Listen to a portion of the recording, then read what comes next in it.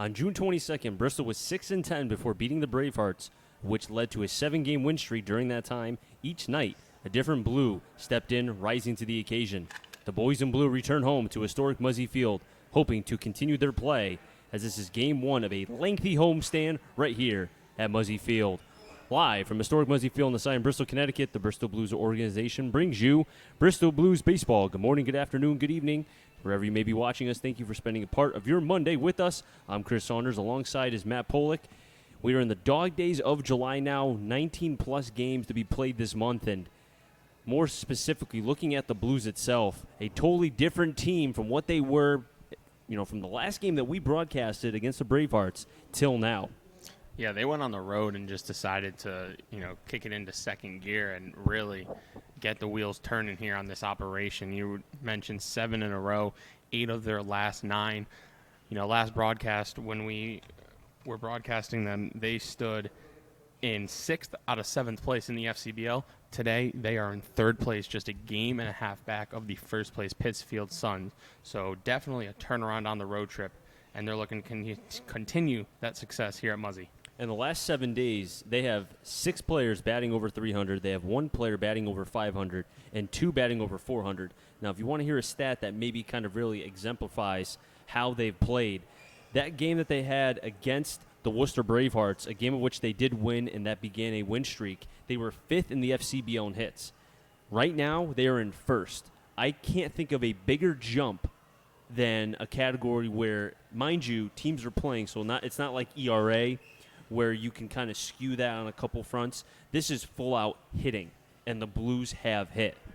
Yeah, they're like 9 DJ LeMahieu's right now. They can't. Good comp. I love it. They can't be stopped. They're going up there. They're swinging at the first pitch they like, and they're driving it, developing runs.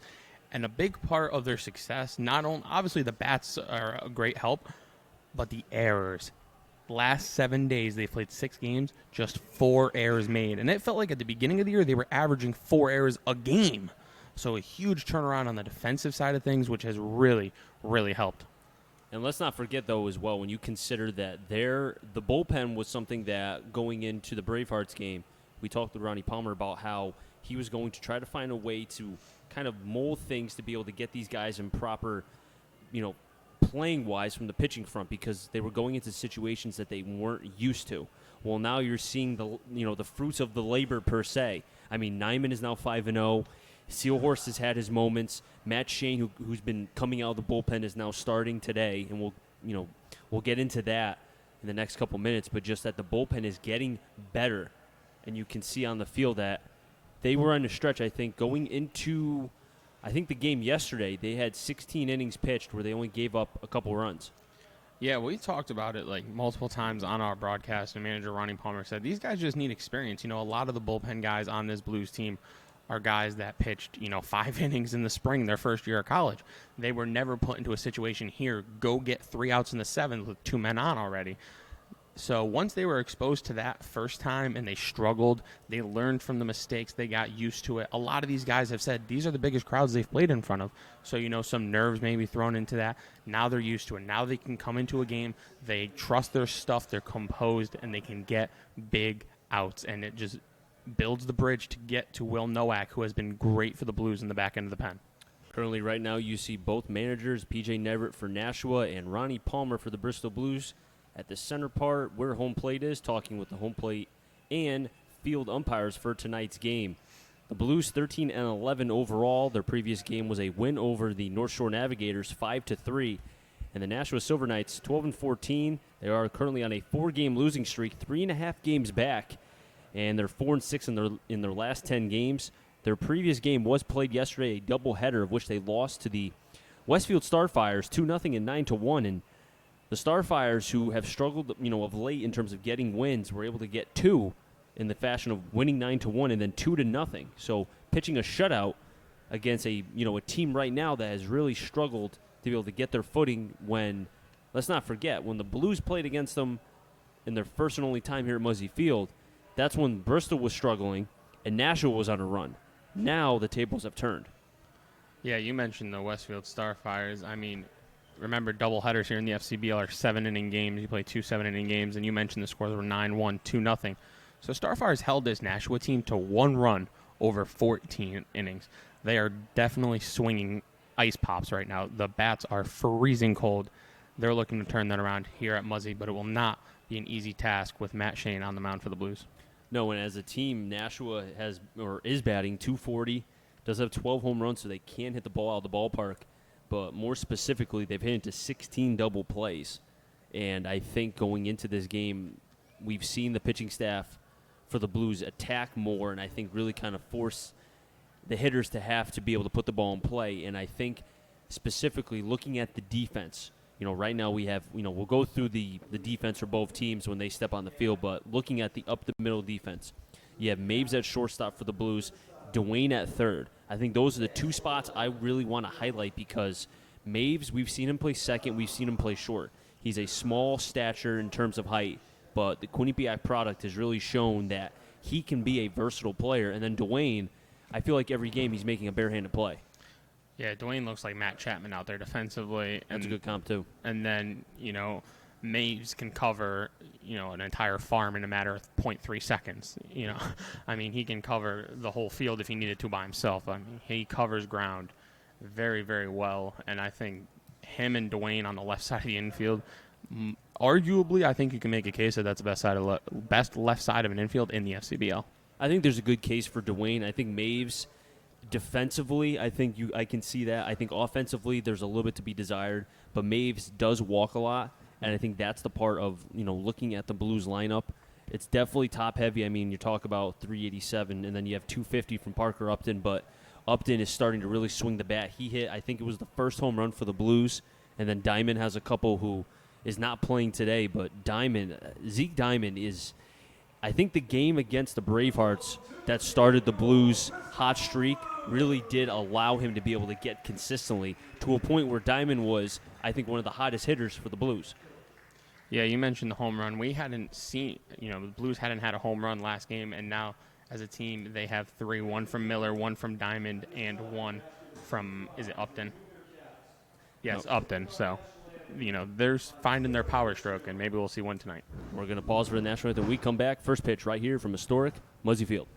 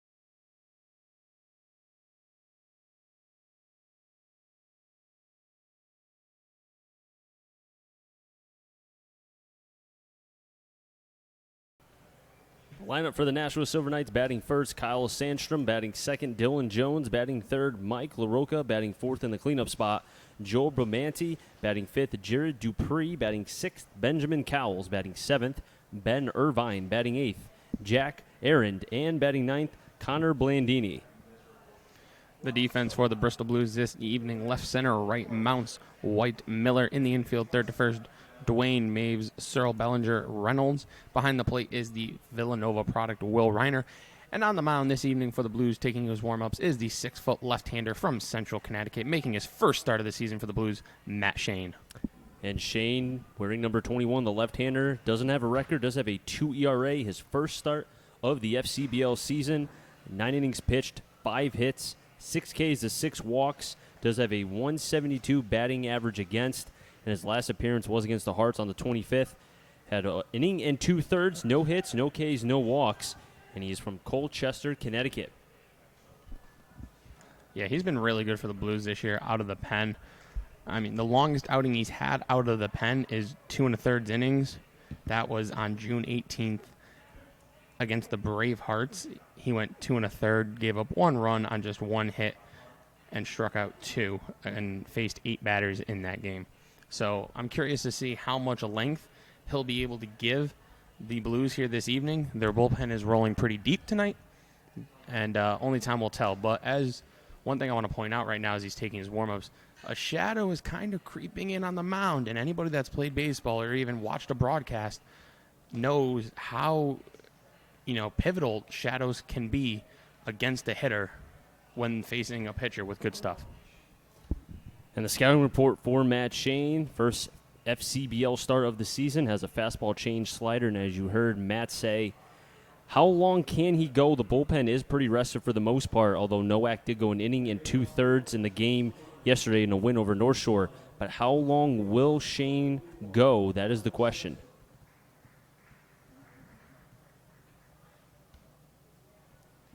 And stepping up will be Kyle Sandstrom, batting .320 with 14 RBIs, 13 walks on the season. Sandstrom swinging from the left side of the plate, wearing number 31, is in the leadoff spot. Shadows creeping in on Shane. Shane's ready. Sandstrom's ready. And here we go. First pitch inside for a ball. We're underway.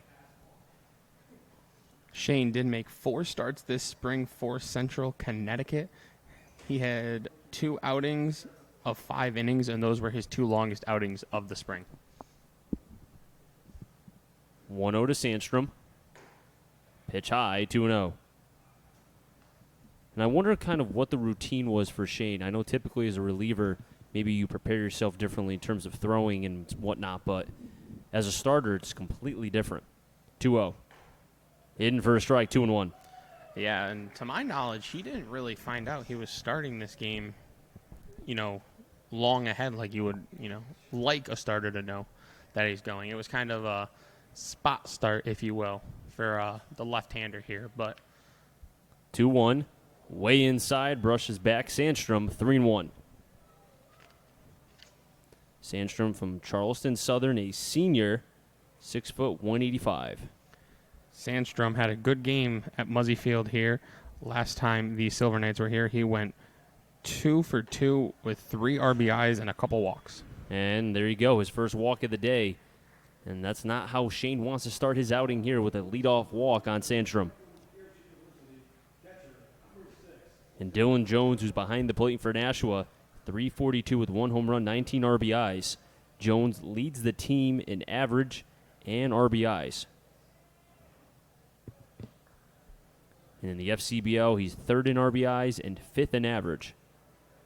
Sandstrom with a little lead, if that, as Shane throws from the first base side of the rubber. First pitch, in for a strike, 0-1.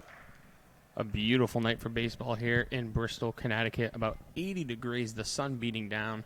And in the early parts of this game, I just want to say sorry to the Nashua Silver Knights for wearing those black jerseys, because I'm sure it is hot out there. 0-1. Drops in the breaking ball, in for a called strike, 0-2. I think that's a pitch that Shane is going to have to utilize more, because as a reliever, you can get away with only 2 pitches. But if he's going to be going a second and a third time through the order, he needs that third pitch. Shane comes to the set at the chest, staring down, 0-2, slider, swing and a miss.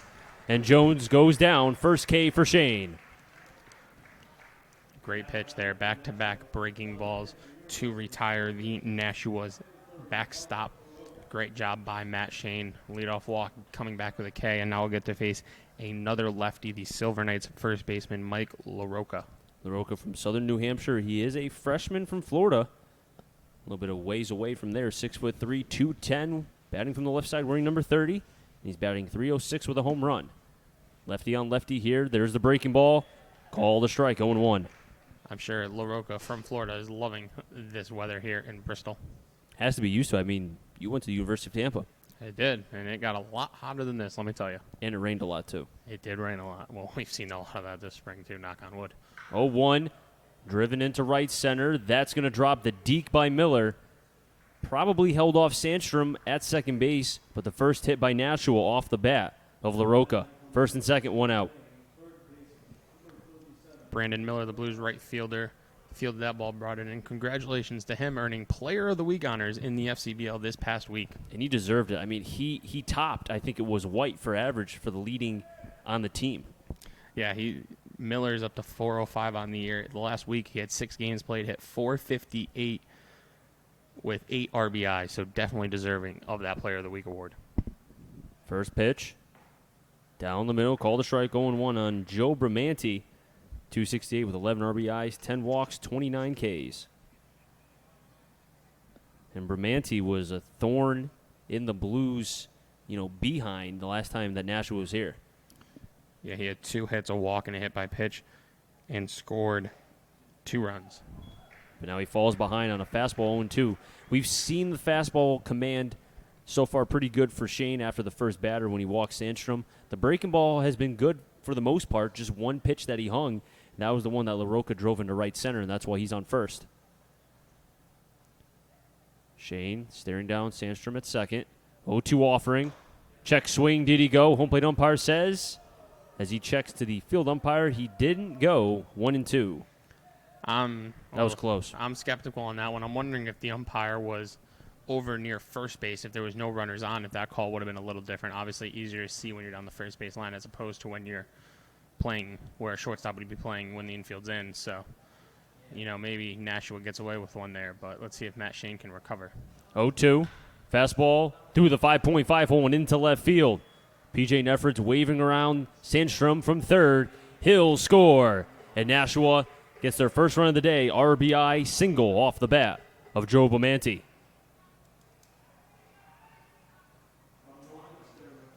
That was a little awkward. Mounts in left field seemed like he didn't want to throw the ball in. It was kind of like, I don't want to disrespect Mounts by saying this, but it was almost like a little leaguer not sure where to throw it.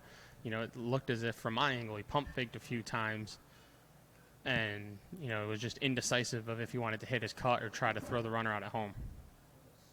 Dupree looks at the first pitch outside and low for a ball. 1-0. Dupree, 258 average, 15 RBIs, 23 Ks.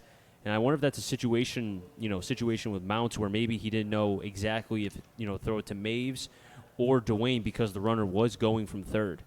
1-0. Foul tipped. Got a piece of Reiner. Now the home plate umpire is going to casually walk out to Shane to give Reiner a break.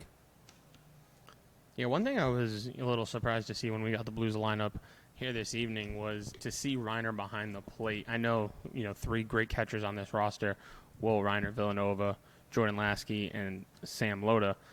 I was expecting Sam Loda to be behind the dish working with his Central Connecticut teammate Matt Shane, but Will Reiner behind the dish tonight, which was a little surprising to me, but I mean, we've seen how great Reiner could be calling a game and behind the plate, so I don't think there'll be any problems there. Just a little surprising in my opinion.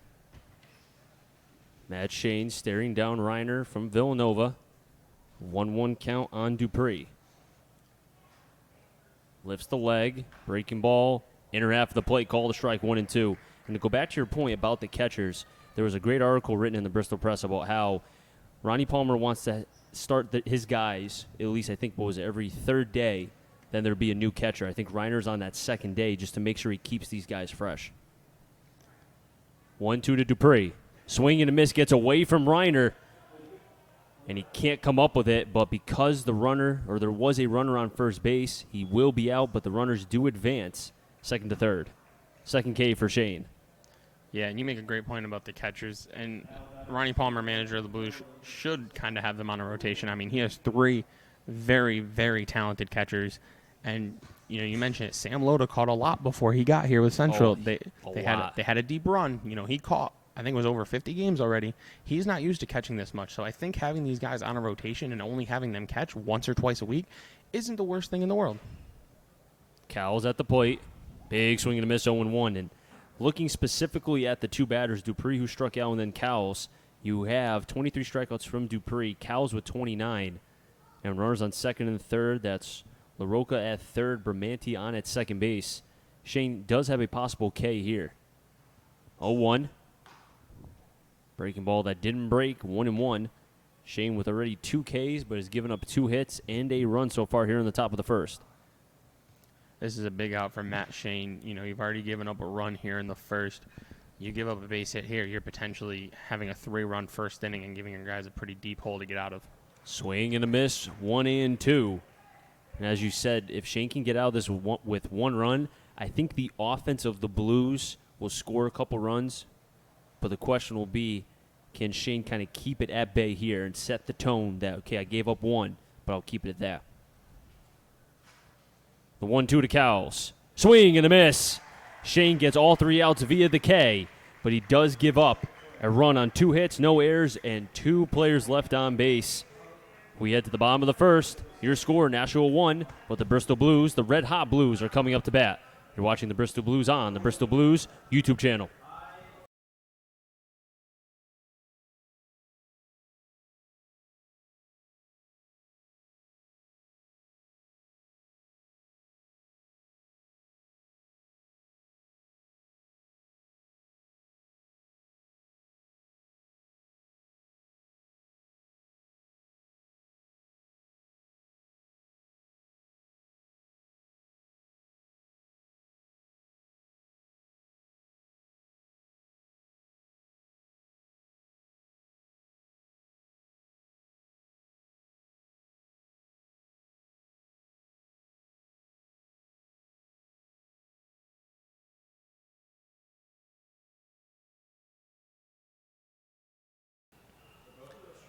Bottom of the first. Blues are down 1-0, but they have an opportunity to come up to bat. The defense for Nashua, Sandstrom in left, Irvine in center, Dupree at right in the infield, LaRocca at first, Blandini at second, Cowles at short, Bramanti at third, behind the plate Jones, and on the mound will be Evan Christopoulos. The Bristol Blues line up like this. Leading off the center fielder, Austin White. Batting second behind him is the designated hitter, Parker Upton. Batting third is the red-hot right fielder, Brandon Miller. Batting cleanup is the third baseman, Buddy Duane. Dylan Reynolds, the first baseman, bats fifth. The shortstop, Kyle Maves, will hit sixth. In the bottom 30 of the order, seventh is the catcher, Will Reiner. Batting eighth, the second baseman, Brogan Searle Bellinger. And batting ninth, playing left field, J.T. Mounts. And the tall right-hander is on the mound for Nashua, 6'2", 185. Right-handed pitcher Evan Christopoulos from Bentley. He's a junior. He's from Andover, Massachusetts. He's 3-2 with a 3.13 ERA. All appearances have been starts, 23 innings, 8 runs allowed, 20 hits, 24 Ks, and 9 walks. His last start was on June 26th against the Starfires. 6 innings, 1 earned run, 3 hits, 1 walk to 5 Ks.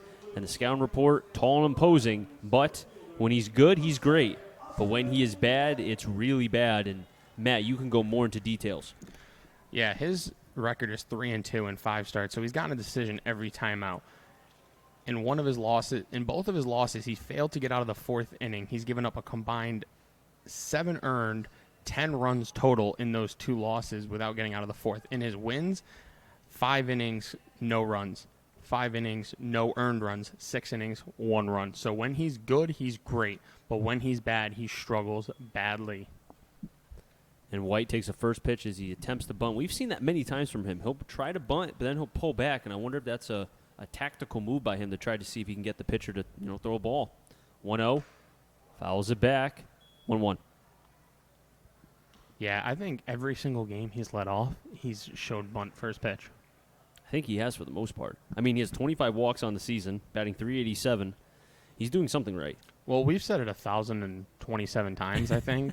This dude's not swinging at a pitch if it's not in the strike zone. That's just a fact. I mean, you could put money on it, put your life savings on it, and you're going to win. He's not swinging at a ball. He has the best eye, I think, of the FCBO, and probably one of the best I've seen in years. And that's going back to, seeing a lot of former, FCBO players. Takes another pitch high, 3-1, who are producing in the minor leagues and so on. It's astounding that he's able. I mean, a pitch like that, I could name 99 people who would swing at that, but he's not one. 3-1. Sends that one up the middle and through for a base hit. And the Blues' first hit is off the bat of Austin White, and I can't say I'm surprised.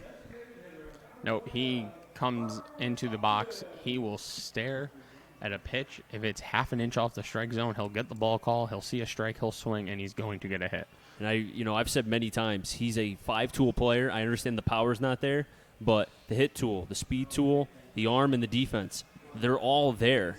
And, I'm not saying this to be a homer. I think he has a future at the next level. I really do. I think he's a six-tool player. I think you could throw in patience, eye, vision, whatever you want to call it in there. I mean, he is just so disciplined. High baseball IQ. Yeah, big brain. Big brain in that kid. Big brain. Speaking of big brain, I bet Evan Christopoulos has a big brain going to Bentley. That's a good point. What about Parker Upton going to Creighton? You have to be smart to go there. He's got a big brain and a big bat. Way inside, 1-0. Parker Upton, 250 with 1 home run, 6 RBIs. The Blues have yet to hit a home run here at Muzzy. Brockton has 2 here, the only team to be able to do that. But the Blues looking for their first home run here at historic Muzzy Field this season. Christopoulos is 1-0. Swing and a miss. Throw to second, way offline. Austin White with a stolen base. Chris, I got a question. Sure, what's up? If somebody goes deep today, is the word walloped in your call at all? Wasn't thinking about it, but since, home runs are hit galore in London, I mean, why not? It's amazing how many. I mean, I'm sure we'll talk about that later in the broadcast, but so many runs scored. They juiced the balls. They had to have. Well, that's word on the street. Christopoulos staring down White, who stole a base. Dots the outside corner, 1-2 on Parker Upton. All I know is the way the Yankees were playing in London, I didn't want to leave, especially DJ LeMahieu. Oh, my God. I'd say, $25 million for 2 years? Probably the steal.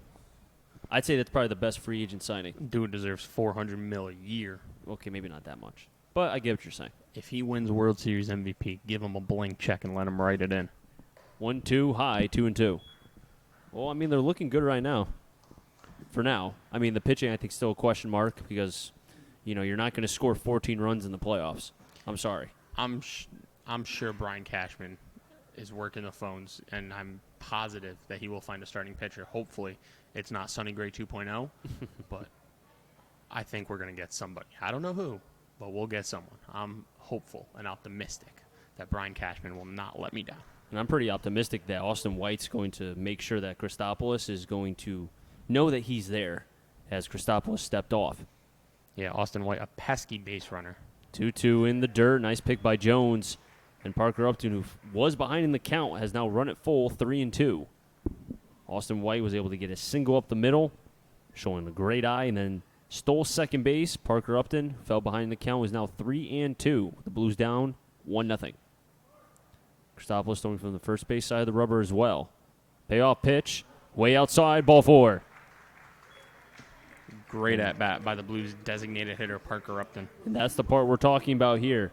Christopoulos can be very good and also has shown to be very inconsistent on certain fronts. And I wonder, right now, struggling. I don't even want to say he's struggling with his command because he's around the zone. But he's missing his spots, and it seems to be more to the arm side. We haven't seen too many pitches to the glove side. Yeah, I mean, this is the third lefty in a row to begin this game. Maybe his plan is to stay away from the lefties, and he's just missing the corner by a few inches, but that pitch is inside. And towards the right and through for a base hit. Ronnie Palmer's waving around Austin White. Throw comes into home, not in time. RBI single off the bat, the hot hitting Brandon Miller. And we're tied up at 1. Brandon Miller's got to be the hottest hitter in the FCBL, right? I mean, I couldn't even get to what he's doing. Batting .405, which now that's going up. That RBI is now his 18th of the season. And the Blues have runners on the corners with still nobody out. And because of the throw, Parker Upton was able to advance to third on the hit. Yeah, I'm ready for 2 things, Chris. One, I'm ready for the sun to go below the trees in left field. Okay, that's a given. I'm ready for more people to wear these stirrups that Buddy Dwayne has on.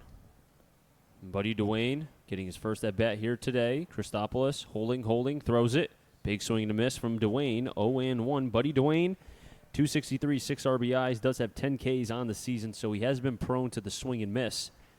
But we have seen when he does connect, and he did that quite a few times on the road, he can send it. Christopoulos holding, the glove and arm spread out from the waist, 0-1. There's the breaking ball, 0-2. Well, we mentioned it. Matt Shane getting out of the first with just 1 run was huge for him and this Blues team because they're going to score the way they're swinging the bats. They've already tied it up, threatening for more. And I never fault the pitcher for giving up a run because if you lose a game 1-0, you weren't going to win no matter what because you didn't score. So you can't fault a pitcher for giving up just 1 run. So good job by Matt Shane to get out of the first. 0-2 pitches high. Miller's throw, or rather Miller to second. He'll be safe. Stolen base. Brendan Miller. And he continues to be a pest both at the plate and on the base paths. What can't he do right now? He's doing everything. You know what he can't do? Get out. That's a good point. That pitch was high, so it's a 1-2 count on Buddy Dwayne. He looking for a new bat? Might be. Not enough pine tar on his or something? Could be. Maybe there wasn't enough on the gloves.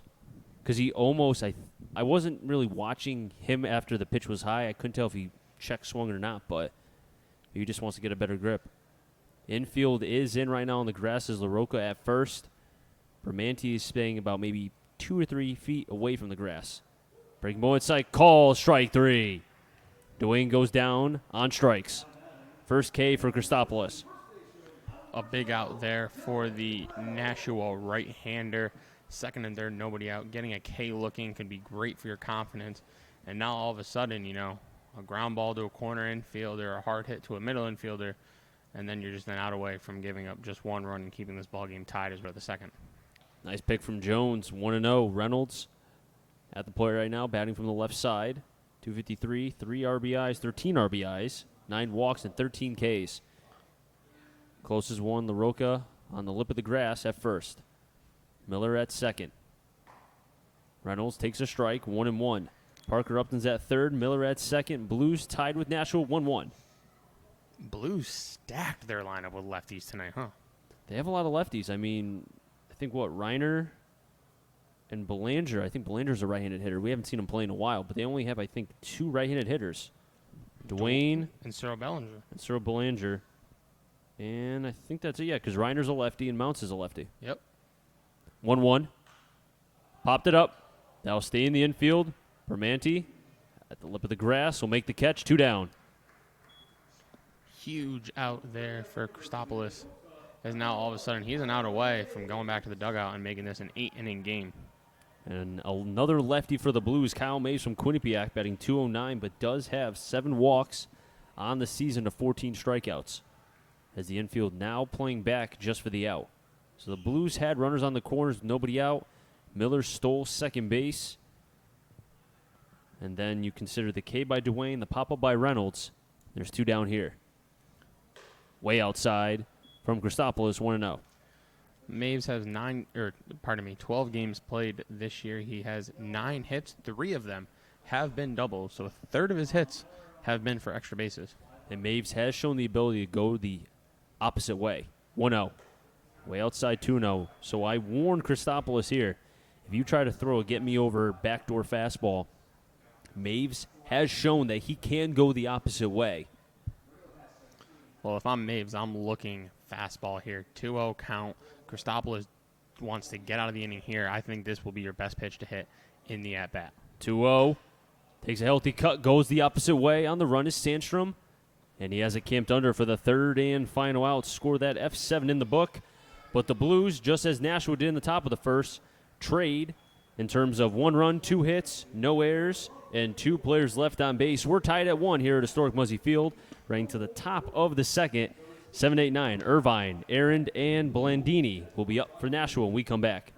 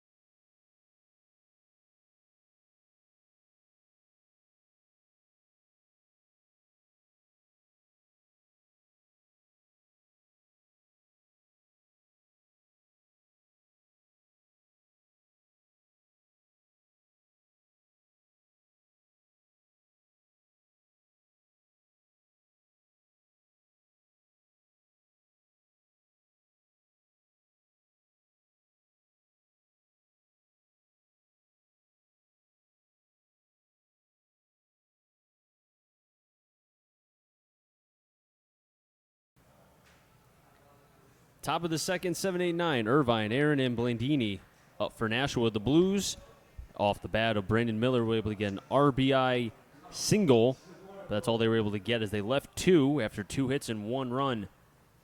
But Matt Shane trying to be able to have, in his terms, the shutdown inning. His team tied it after he gave up the run in the top of the first. Let's see what he can do here now in his second inning of work.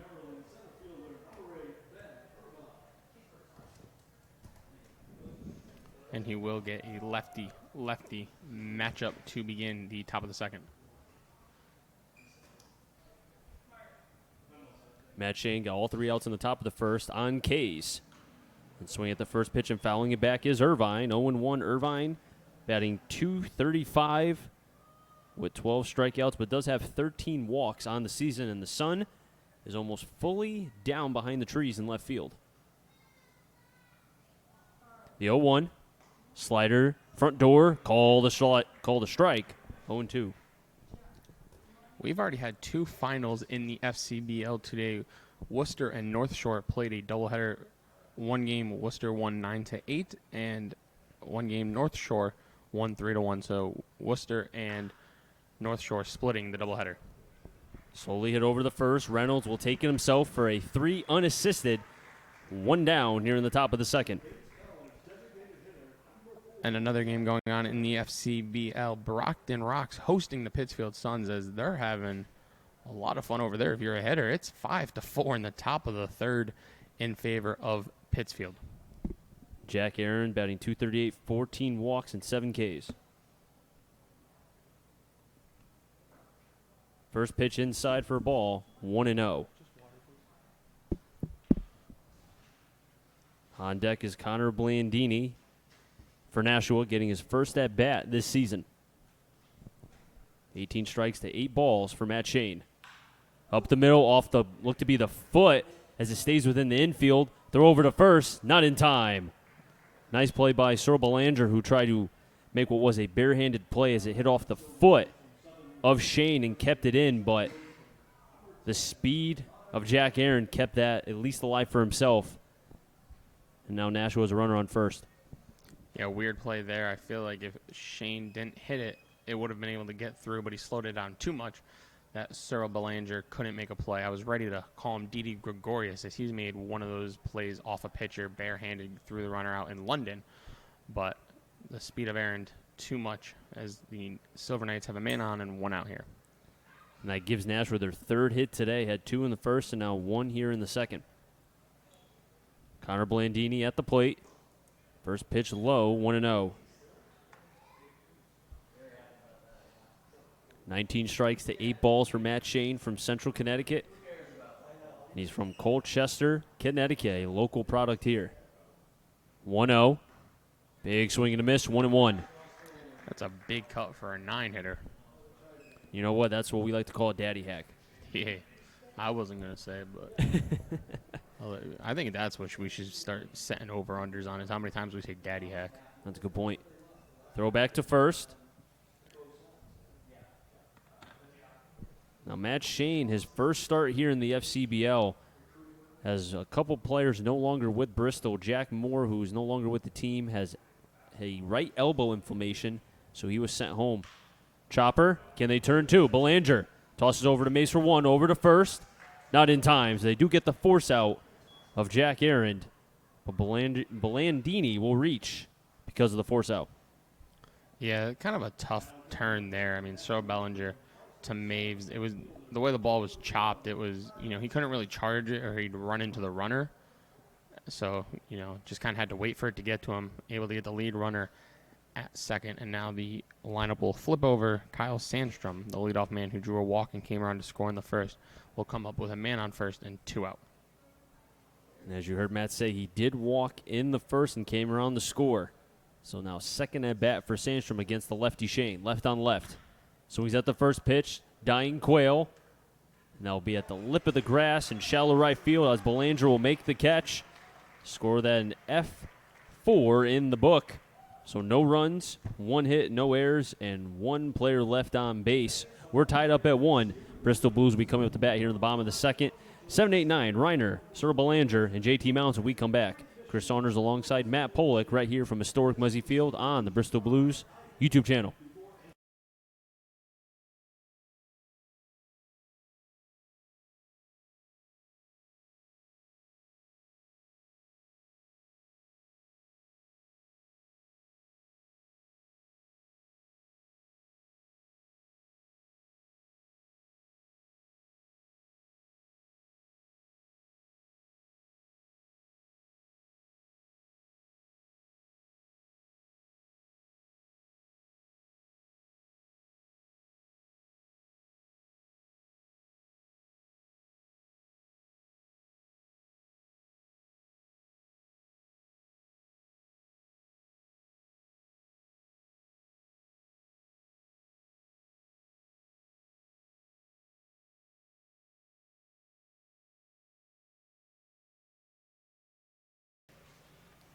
Bottom of the second, 7-8-9. Reiner, Sorrel Belanger, and JT Mounts for your Bristol Blues as each team has scored a run in the top and the bottom of the first. And you have 3 hits for Nashua, 2 for the Blues here as Christopoulos is on the mound now for his second full inning of work.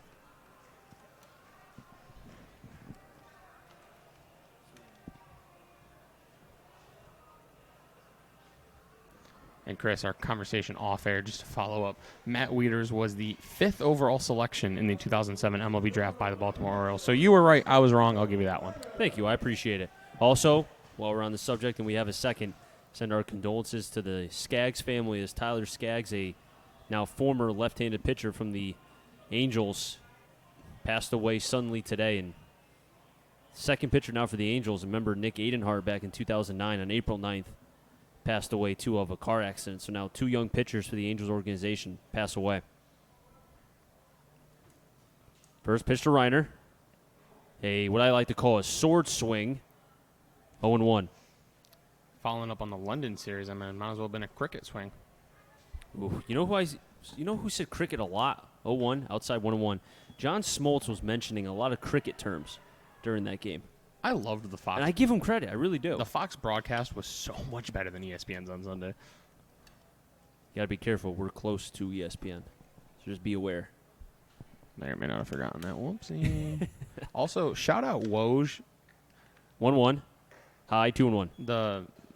The guy that knows literally everything about the NBA except what's going on, Kawhi Leonard, because nobody knows what's going on with Kawhi Leonard except Kawhi Leonard, because that's the kind of person he is. I don't even think Kawhi knows. Nah, I don't think so either. But shout out Woj for being amazing during this NBA free agency and following the Blues on Twitter. Reiner stays fair towards right field, giving chases Dupree in right. Reiner hustling over, and he'll get to second with a double. And that's Reiner's 4th extra base hit of the season. He's been playing pretty well as of late. Will Reiner has the Villanova product, the catcher for the Blues this evening. He's been swinging a pretty hot bat as he gets it started here in the second with a double, just keeping it fair down the right field line. And the Blues are in business with their 8-9 hitters coming up, starting with the second baseman, Brogan Sorrel Belanger. Batting 194, 5 walks, and 10 Ks. And Reiner, and that's why you're seeing these catchers start every third day, because they keep them fresh, and you're seeing the productivity from each and every one of them. Belanger swings at the first pitch, fouls it back, 0-1. Third baseman Bramanti was on the grass, maybe expecting a bunt, which I wouldn't hate that idea right now. Bunt, move him over to third with 1 out for JT Mounts, but Bramanti steps back a little. No sign of bunt from Sorrel Belanger. Pitch is high, 1-1. JT Mounts is on deck right now. I'm also a big advocate of small ball, as not many people are nowadays, but I'm here for it. Reiner on second base. Christopoulos fires a pitch outside, but foul back from Belanger. That 1-1 swing was more like an 0-2 swing, just staying alive, but now I'll have to definitely protect with 2 strikes on him.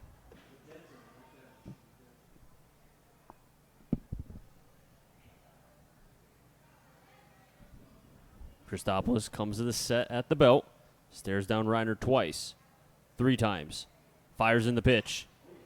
Off the end of the bat, might have a chance. And that's going to drop as the sliding play from Blandini comes up empty. And now the Blues have runners on the corners with nobody out. And that is a classic example of what Yogi Berra would love. Hit them where they ain't. finding a hole between Blandini and Dupree, the second and right fielder, just not able to get there, perfectly placed by the Blues second baseman. Obviously, Reiner had to hold to make sure that pop-up was not caught, only able to advance to third. But that sets up runners on the corners, nobody out for the Blues left fielder this evening, the recently high school graduate JT Mounts, who will be attending Oklahoma State University in the fall. Mounts batting from the left side, wearing number 9. First baseman's holding the runner on. First pitch outside, 1-0. Mounts batting .313, 6 walks to 6 Ks. And does have 1 RBI on the season. Mounts wearing the left, looks to be high ankle close to the knee guard on the right leg. Chopper over to second. Takes a weird hop, thought about it, and decides to go to first as Blandini probably saved himself an error. But that does give JT Mounts an RBI. Scoring from third is Reiner, and the Blues take their first lead, 2-1. Advancing to second is Cyril Belanger. Yeah, really tough hop. That last hop was a really weird one. Did not follow the path. Blandini thought about going 2 to try to get the lead runner. Smart decision. His momentum was going towards first. Great job by him to just, get the guaranteed out at first base. And a good job by Mounts getting the run and giving the Blues a lead here. Still threatening top of the lineup up. Man on second and just 1 out. As Austin White calls time, and that misplay, you could say, by Blandini has now given the Blues an opportunity for a third run because that double play would have emptied the bases. Now you have a runner on second. First pitch down the middle, 0-1. Yeah, and you could look at it, Blandini, but that ball just took a weird hop. That hop reminded me of like that skills ball that you can get for infielders or ball players that has a bunch of bumps and you roll it and get used to weird hops. 0-1 high, 1-1. And he did make the correct play because if he tried to throw it to second and he doesn't get the out, even with the speed, JT Mounts was there, would be on first before the throw is even at second base because of how fast he is. So you would have runners on first and second with nobody out. 1-1 slider in, call the ball, 2-1. And you saw Jones behind the plate trying to frame that back in, and umpires typically won't give you that call because they see you moving so much to have to pull that ball back into the strike zone. Yeah, Austin White, again, very patient, not going to swing at a pitch he doesn't like. That time, though, way outside, but the home plate umpire shakes his head. That was a strike, 2-2, as Christopoulos looked like he added a little extra velo on that fastball. Yeah, I don't think White loved that call. 2-2 count. Now he's got to protect, but very good at that as well. White did get a single in his first at-bat. Fouls it back. Count will remain 2-2. As now Christopoulos, 19 strikes to 16 balls. 75 at-bats this season for White, just 10 Ks. So he is not an easy strikeout victim. Has excellent bat-to-ball skills, does the URI product. Austin White. 2-2 to Austin White. Slider towards left. Just gets foul. So that ball had eyes to stay fair, but at the last second took a left-hand turn and went foul. Well, it's a game of inches, Chris. White's ball there, foul by inches, and then Reiner's double lead off the inning was fair by inches. So, some good luck for the Blues earlier and some good fortune here for the Silver Knights. So far, Christopoulos, 1 1/3, 4 hits, 2 runs, 1 walk to 1 strikeout. Has faced 9 batters thus far. And Christopoulos looking for a K here on White. Has only struck out 10 times. 2-2. And another foul ball, and that's what White will do. He'll choke up, continue to foul pitches off until either you make a mistake or he can at least do something with the pitch. Yeah, he's a very, I called him a pesky base runner in the first. He's a pesky hitter, too. He has got to be a pitcher's worst nightmare. Blandini clapping his glove at second. White fouls it up the third baseline in a battle between Christopoulos and White. And another thing, too, with Austin White is that he can hit the ball left, center, right. There's really no particular spot that you can play him. If you're the Tampa Bay Rays and you're trying to shift against him, there's really no way to shift him because if you leave him the entire left field, he'll just go to the opposite way. You leave the right side of the field, he'll pull. It doesn't matter. Yeah, it looked like he was late on that fastball, maybe expecting something else there, but good job to protect and survive to see another pitch. 2-2. That's a chopper. Over to Blandini. Fields. Fires over to first, but not in time. The hustle from Austin White. And he shows his speed, his plus speed. Runners on first and third with only one out. That's a hustle hit for Austin White. That is a pure thing of beauty watching him run down that line and beat that ground ball out. What speed by the Blues center fielder. He just got down that line in a blink of an eye. And because I think it took about 2 or 3 hops, and you saw Blandini wait for it instead of charging after the ball, that gave Austin White an extra couple steps. And now you have runners on the corners with only one out. Parker Upton at the plate. First pitch to Upton. Swings and misses, 0-1. Christopoulos now for a second consecutive inning has runners on the corners, has to empty the tank a little bit more here, and you wonder how many bullets he's going to have left, in the later parts of the game, depending on how far he goes. Upton from the left side. The 0-1. In for a strike, 0-2. Well, we mentioned it in the pregame. Christopoulos, when he's good, he's great. When he's bad, he's bad. And, he doesn't seem to have his best stuff right now. And, if you're the Silver Knights, you got to know what we know. And you got to be sitting here like, okay, this has the makings to potentially be a very long night. 0-2. White's going. Pitches in. There won't be a throw. A stolen base by Austin White. That's his second stolen base today. Sorry, Chris. I'm a little surprised he didn't go earlier in the count. First and third, one out. I would have almost expected him to go first pitch and let Upton take to see if he can get 2 men in scoring position. But nonetheless, has that situation now. 1-2 count on Upton, though. The Nashua Silver Knights infield does come in. They will cut down the run at the plate. Pitch is high. Call the ball. That's a good eye by Upton. Christopoulos did not like that call. After his catcher caught it and received no strike call, kind of put his hand on his knees saying, where the heck did that miss, Blue? It looked close, but, we've said it multiple times. When you're not around the zone, you will not get help from the umpires. Infield is in, 2-2 to Upton, and he strikes out. Pitch was inside. Upton tried to pull, but instead K's. That's the second out, and after that strikeout, infield is back for Nashua. And in the first inning, Christopoulos struck out Buddy Dwayne with 2 runners on and then was able to get out of the jam. So really a great job by Christopoulos, able to get strikeouts when he needs big outs. Really buckling down as the home plate umpire had his scorecard out. I don't know exactly why. He was staring down what looked to be the Nashua dugout. Don't know exactly why, but it looks like we're underway. We'll try to figure out what happened. But Brandon Miller, we know what's happening with him. Probably one of the hottest hitters in the FCBO. Got his 18th RBI this season in the first, and has an opportunity for his 19th and 20th here. First pitch to Miller, fouls it back, 0-1. The only thing I can think of taking out his scorecard and going to the dugout like that, maybe giving him a warning. That could be. We've seen quite. We've seen a couple things this year, involving players and dugouts. Yeah, a lot of chirping. Yeah, so more than I'm used to seeing this year. That's the only thing I could think of, but unfortunately, we may not know. But that's my guess. 0-1. Miller sends that one in the left and might have a chance to stay in play.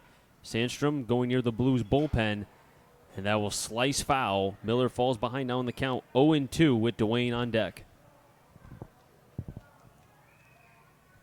White on second base. So Belanger on at third. Blues have scored in the first and in the second, have 5 hits to Nashua's 2. As Jones, the catcher for Nashua, asking what looked to be maybe a question with the home plate umpire. Cowles and Blandini playing back for the out here. We should start miking the home plate umpire so we can know what's going on in the field. That'd be great. Miller calls time to clean off the sweat from the brim of the helmet. It's hot down there. It's a beautiful day, though, regardless. It's been a surprisingly nice couple days here in Connecticut. Yeah, it's nice to have a couple dry days. 0-2 off the hands of, or rather off the edge of the bat of Miller, and right to Bramante, and the side will be retired. But the Blues do get a run off 3 hits, no runs, and they do strand 2 runners. The Blues take the lead 2-1 As we had the top of the third, Nashua will have 2, 3, 4. Jones, LaRocca, and Bramante. We come back.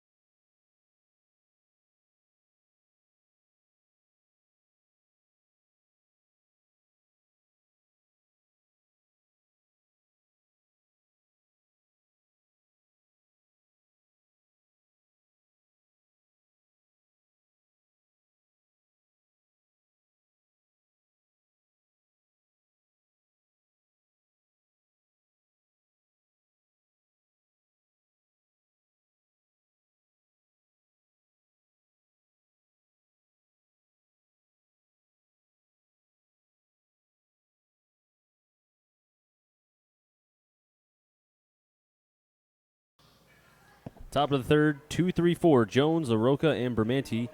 And then if any of them get on, Dupree will be up for your Nashua Silver Knights as they're down 2-1. The Bristol Blues. As Matt's giving me a weird look. I don't know why. Well, you said your Nashua. Well, yeah, Silver because they're up to bat right now. So if you're watching this game and you're a Nashua fan, your Nashua Silver Knights are up here in the top of the third. Just like our Bristol Blues are on defense. I guess. Here we go. I don't know, man. We're a Blues broadcast, man. First pitch, swung at, up the middle and through. Leadoff single off the bat of Dylan Jones. You know what, Chris? I won't judge you. To each their own. I'll let you. I knew you would say that. Do as you please. Fourth hit for Nashua.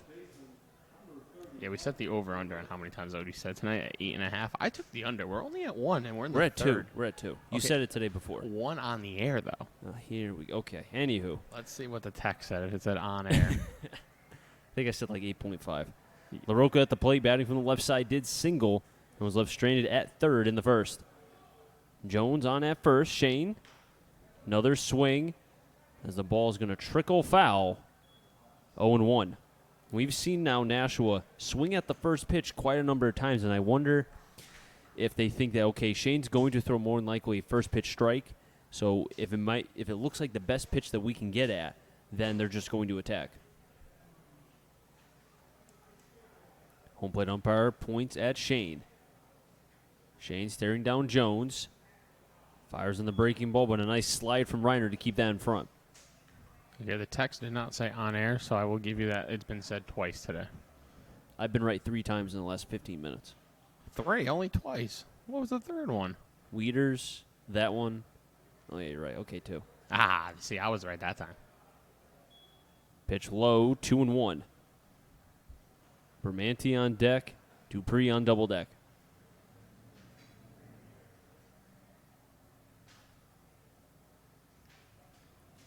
Maves will cover second on the throw.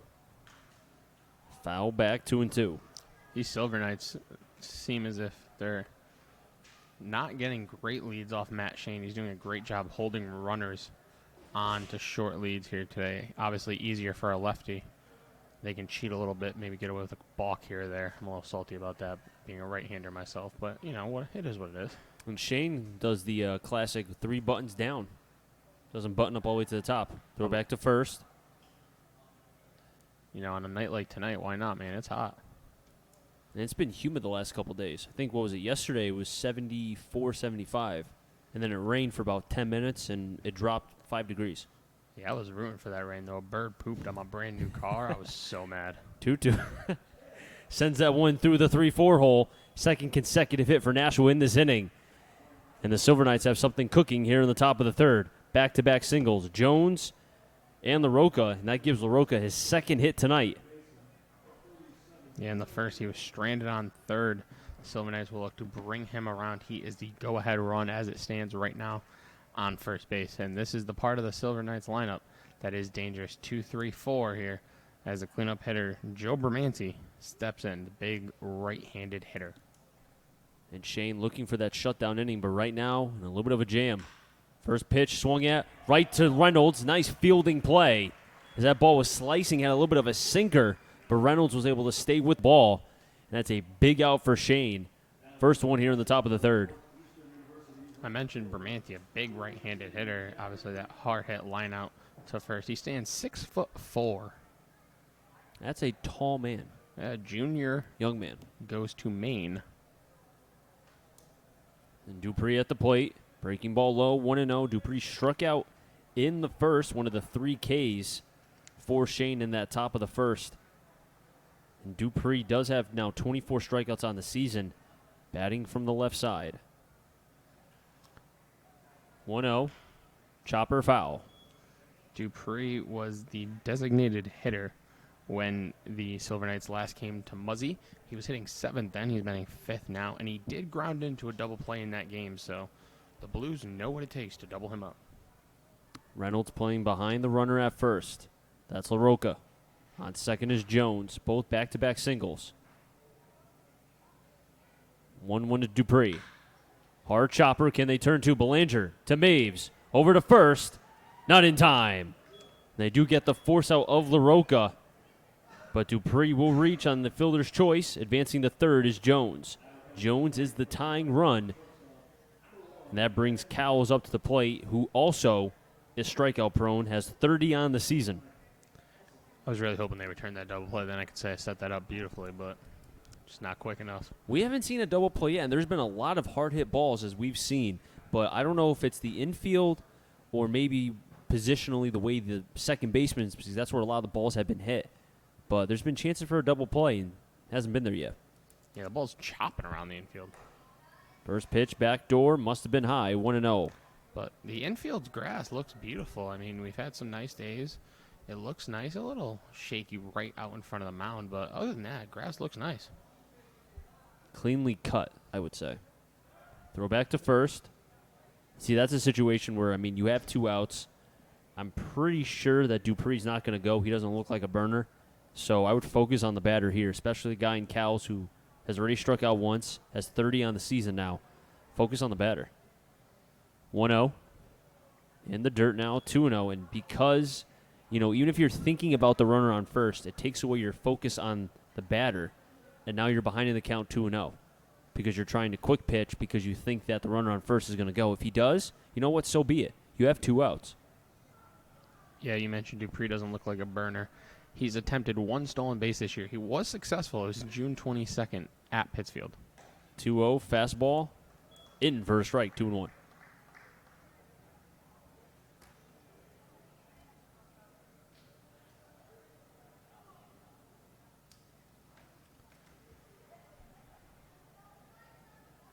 Shane working with Reiner, who's behind the plate for the Blues. Runners on the corners for Nashua. 2-1.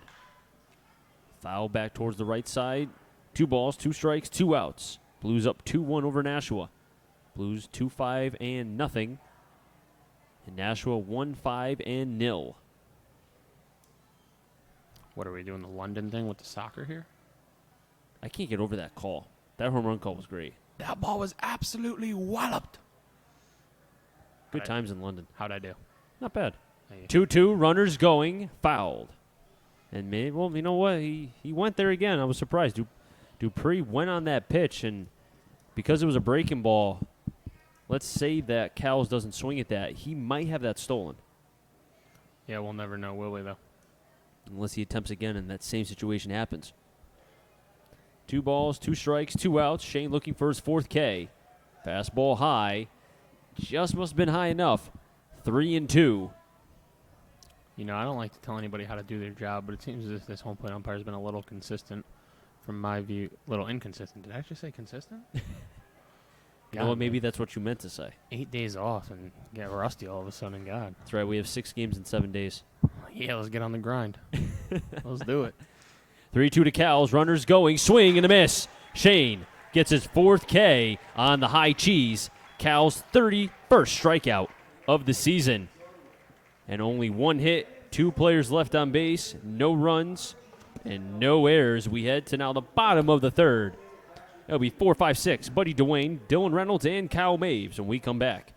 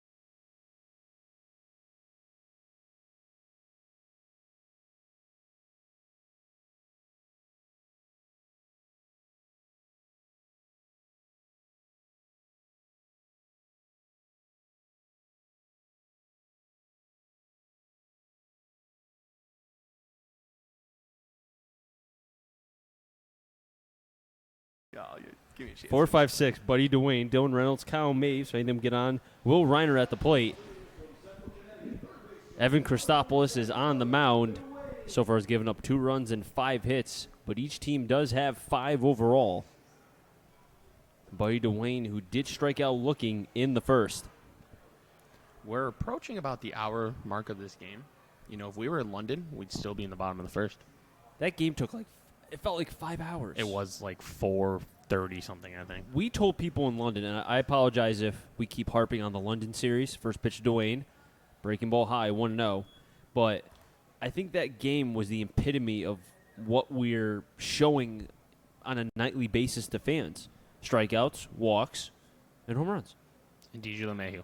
And DJ LeMahieu, who is pretty good. It's funny, though. If you're a fan in London and like you just went to those 2 games and that's all you know, you think that Luis Sessa is the greatest pitcher we have over here, and I think that's hysterical.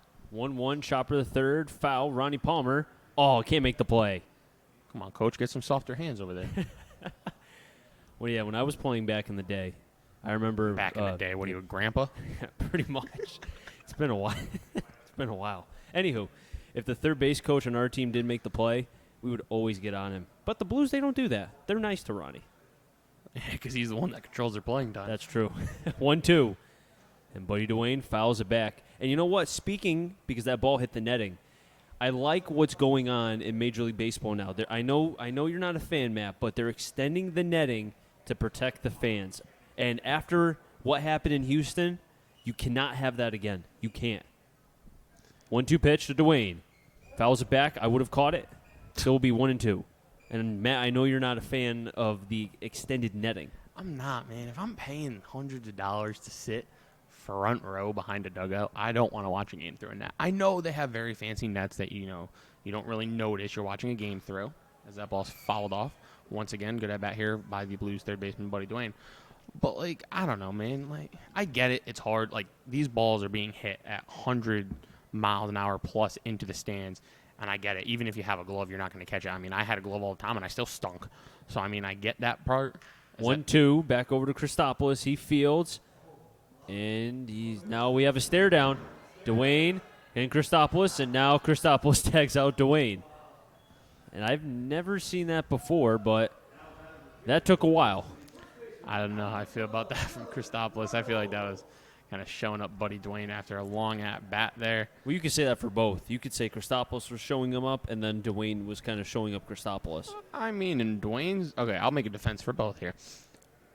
Buddy Dwayne was just trying to run, and his, baseline got blocked. Reynolds grounds it over to Blandini. He fields. 2 down. 4-3 in the book. But go back to your point about the netting, because I think you were definitely getting to a point that I think some people in terms of maybe younger fans who want to watch the game, maybe see it from a different light. Yeah, I get why the netting's there, but, like, I don't know. I guess I'm old school. But, like, I don't know, man. I'm paying so much. Do I really want to watch a game through a net? Or, like, if a slow pop-up comes towards me and I could catch that ball that I paid $200, yeah, I wish, like $600 to sit in those seats right behind the dugout, and I could catch this ball because it's not going that hard and I don't catch it because there's a net in front of me, I'm going to be pretty rattled. But, I mean, you know, I think Major League Baseball is doing the right thing. It's the safer thing to do. I don't have a problem with the netting going to the dugouts, the end of the dugouts. You know, I know each stadium's dimensions are different, so that's different places and different stadiums. But once you get past the dugout and you're still putting netting, I think that's where a problem lies. But, you know, like you said, the incident in Houston, you just can't have another one of those. So I understand why, but I'm just not the biggest fan. Kyle Maves, 1-2 in the count. Last pitch was a swing and a miss. Maves, who flew out to left field to end the first, is in a situation where he could end now the third here. 1-2 to Maves. Inside call, strike 3. 15th K of the season for Maves. And that gives Christopoulos his third of the night, and also his first 1-2-3 inning. As we head to the top of the fourth with your score, Blues 2, Nashua 1. And Nashua will have 7, 8, 9. Irvine, Aaron, and Blandini. We'll keep it right here, though, as the Bristol Blues will be taking the defense here in the top of the fourth. You know, we haven't been here in about a week and change. 8 days. 8 days, thank you. But now seeing this team over the first 4 innings, you could see to a certain degree how I know they've given up maybe a little bit too many hits, but you have a pitcher in Shane who, have to give credit, his first start of the season, he had a sluggish first inning, gave up a run, but got out of it with 2 big strikeouts of Dupree and Cowles. But then from that point forward, you saw that he's been able to work through the situations as a starting pitcher, and something that he didn't have to do as a reliever. And have to give kudos to that left-hander from Central. Yeah, as a reliever, you know, it's not as common as it is when you're a starter, is getting out of your own jams. You know, sometimes as a reliever, you're inheriting jams. You're coming in with runners on, no or 1 outs, pardon me. As a starter, you know, you're the guy. You need to give them some length. So if you get into a jam in the first and you get out of it, that's great. But if you get into another jam in the second, you're going to have to get out of that one too. Like, you're not getting taken out in the second and third if you're not giving up extended runs. Shane's been able to do that, but obviously, you know, his pitch count isn't too bad. What is it sitting at? Do you have that number, Chris? It's not put up just yet. I know it's not. The first inning was, you know, he threw a lot of pitches in the first, but then from that point forward, his pitch count has been about 15, a little bit less, depending. I'd have to look exactly, but the pitch count has been getting better as the innings have gone on. And I think, you know, usually if you don't get to a pitcher, you know, the old saying is, if you don't get to the ace in the first inning, then, you know, just like with Tanaka, he can kind of work through it and get to that, you know, deep part of the game. Right now, once I can see the full pitch count, which comes up on the game live here in the FCBO website, Shane has an opportunity to be able to at least get to 5, if not 6. And we've seen that bullpen for the Blues Has been so much better. and I think it's because they figured out the middle part of the game. And that's what Ronnie kept saying. Wait till these guys get the reps. Once they get them, if they don't produce, then you know what? They'll figure it out eventually, because these are all very talented players. First pitch breaking ball low. 1-0 on Ben Irvine. And yeah, about the pitch count, it's okay. We have it now. It's 49, 50, about 50. Call it 50. Okay, so let's say if he can get through 5. Top of the fourth now. Yeah, well, the thing is, he's been in trouble every inning. He's had runners on. So yeah, he's only thrown 50 pitches, but High stress. That's the word I like to use. High stress pitches. So, you know, that 50 pitches might feel more like 60 or 70 on the arm, and that's what worries me about him potentially going 6 is if he's getting, as that bat is broken, as Shane can't field it cleanly, and Irvine will reach an unfortunate turn of events for the Blues left-hander there. It looked like an easy out. Couldn't field it cleanly, as I think he's saying some not nice things to himself as he puts his glove over his mouth there. And he threw that.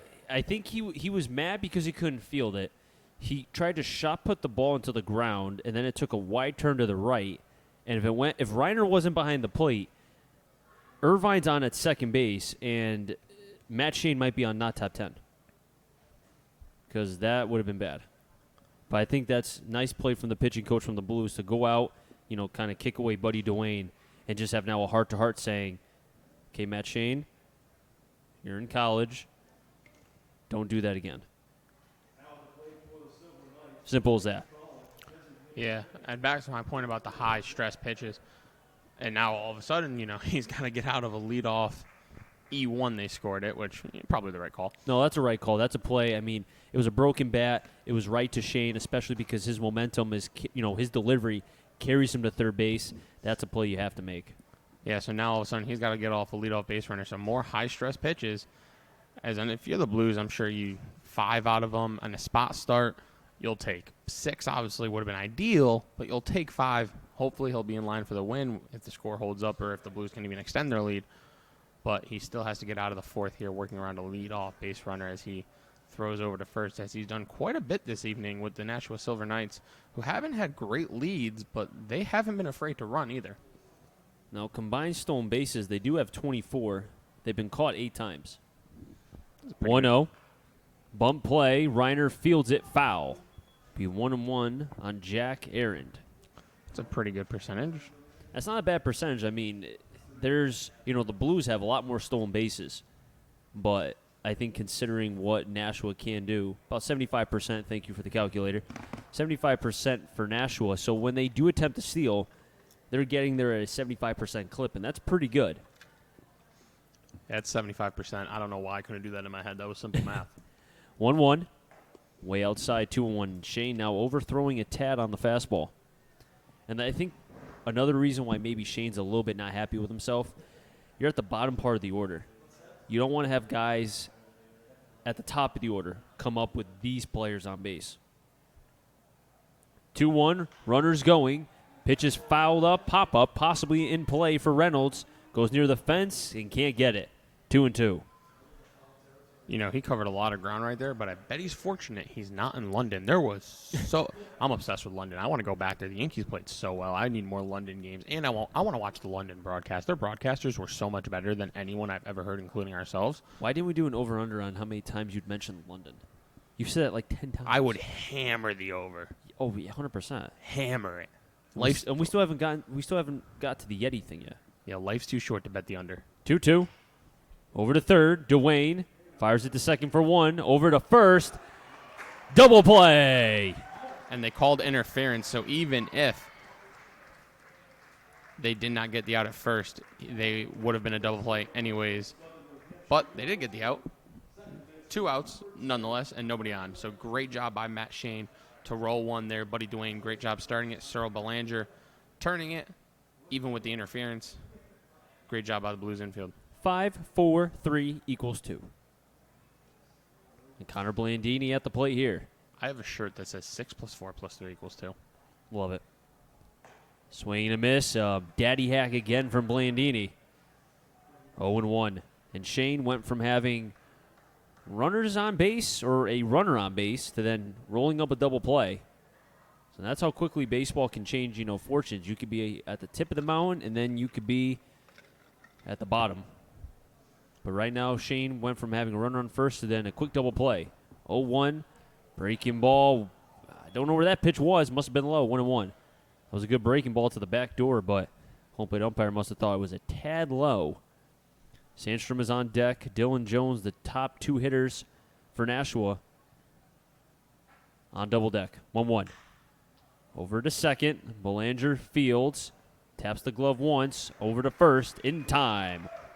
4-3 in the book. So no runs, no hits, no errors, and because the double play, nobody left on base. And Shane's able to get, at least in terms of the double play, 1, 2, 3 inning as Shane's discussing with the home plate umpire maybe where that pitch was.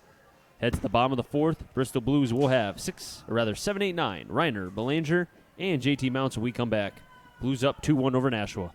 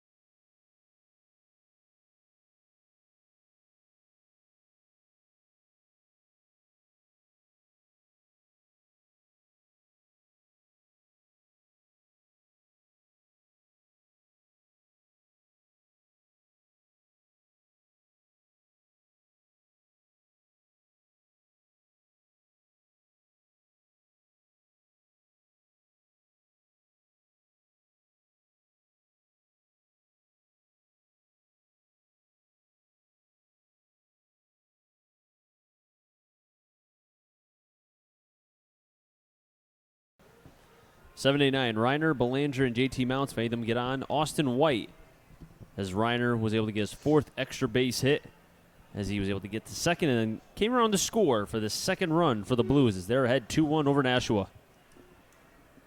Some scores around the big leagues. We've had one final already. Happy Canada Day.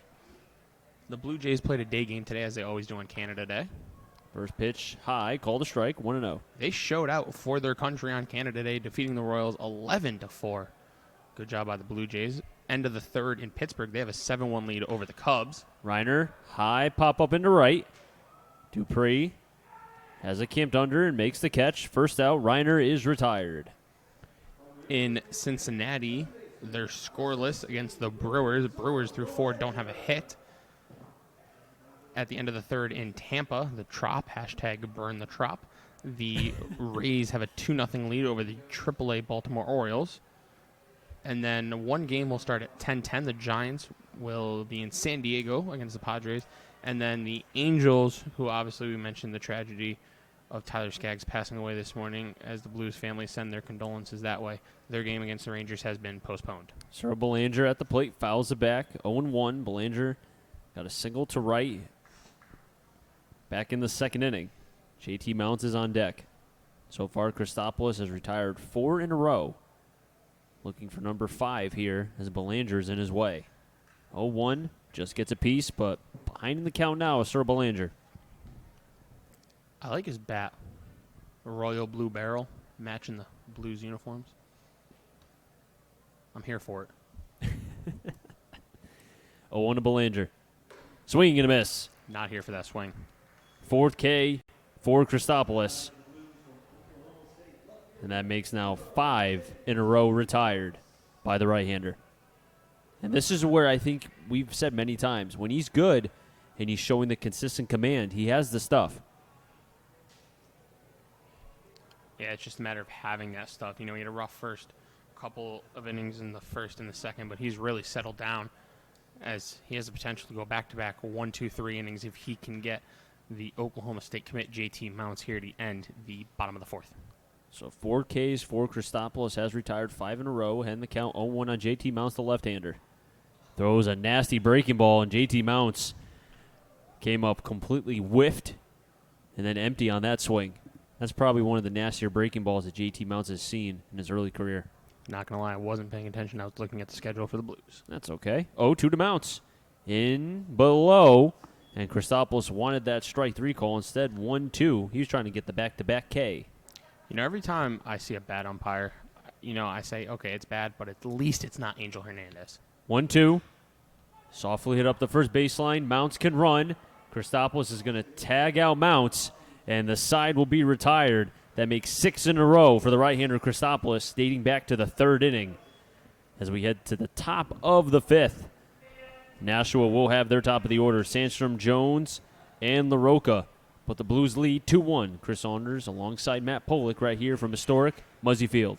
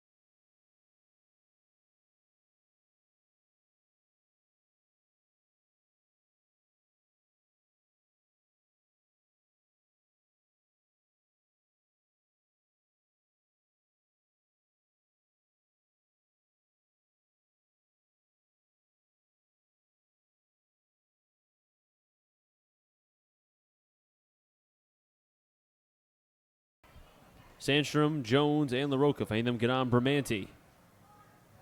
As Kyle Sandstrom getting now his third at-bat here tonight. And Muzzy Field as a picture-perfect Monday night here in Bristol. Shane on the mound. Fires in the breaking ball, 0-1. Getting ahead early is Shane, who getting his first FCBL start after Jack Moore's season has come to an end with right elbow inflammation. And we actually thought that there was something wrong because of this pit. You know, he's pitching against this same team in Nashua. Off the end of the bat, Dying Quill on the run is Belanger, still back, reaches over and makes an athletic play, the second baseman, Brogan Belanger. Great range by the Blues second baseman there, covering a lot of ground into shallow center to make that play. I don't know if he's a second baseman or a center fielder, but Austin White was, you know, he basically said, Belanger, you make this play.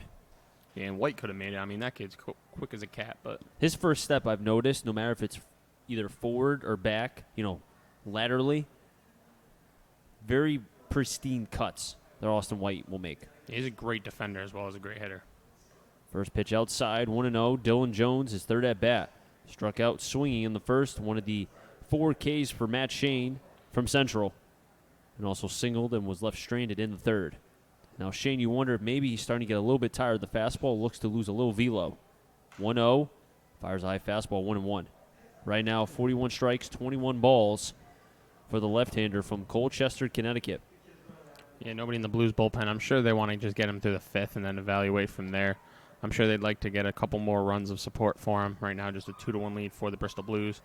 But he's, you know, gotten out of every jam he's been in, and he's only given up 1 run, and that's all you can ask. Broken bat, Belanger, Fields.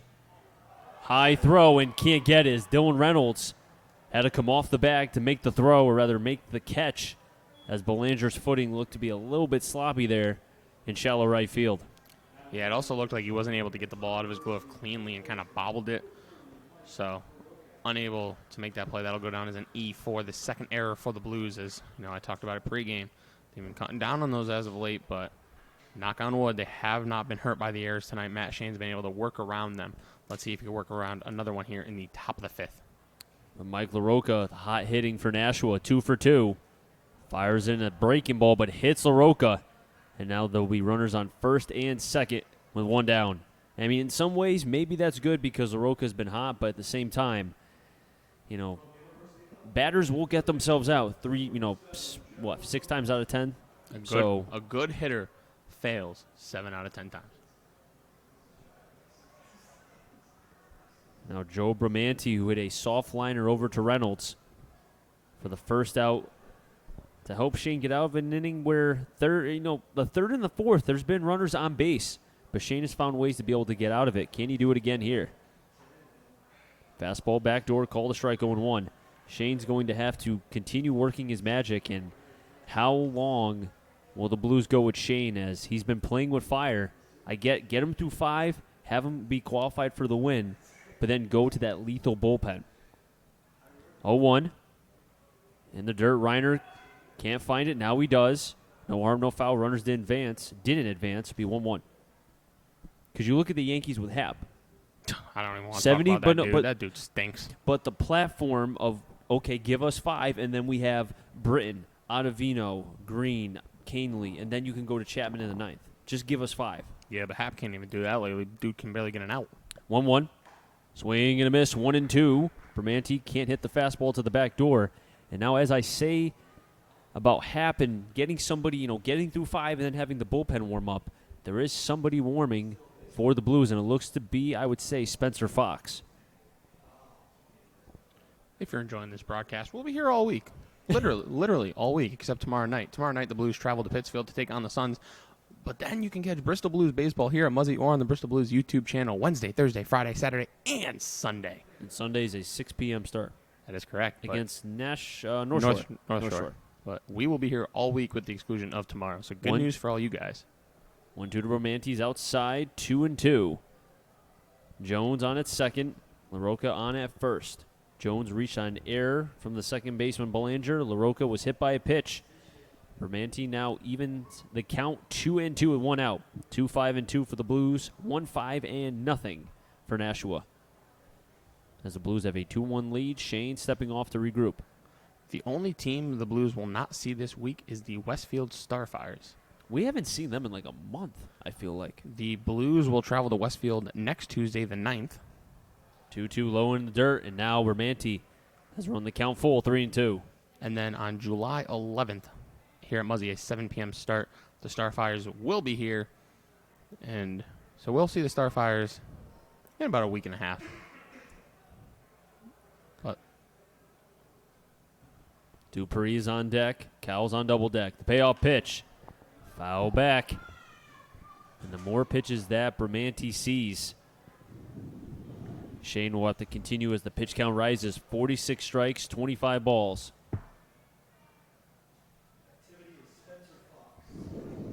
can you It not is laugh at me? Spencer. My partner is trying to kill a bug. Not trying to. Successfully killed the bug. Thank you very much. Good job. Spencer Fox is warming up in the bullpen for the Blues here. Payoff pitch. Slider. Call. Strike 3. A big K for Shane, his 5th. And it came at a very opportunistic time. Huge strikeout for Matt Shane. And that pitch must have been so nasty, it broke Reiner's glove, because now he needs another one. That is crazy. Okay, I lied. Maybe it wasn't. Nope, it wasn't a glove. It was something else. That's not as fun. I don't know exactly what that was, because it looked like he was communicating with the trainer. Maybe he was asking for a thumb guard? Could have been. That's a good pitch, or a good point. I know a lot of catchers do wear that thumb guard. Thank you. I used to catch. I didn't wear a thumb guard. Dupree at the plate has already struck out once. Takes a pitch low, 1-0. Shane looking to at least get through 5 here. Already has 5 strikeouts.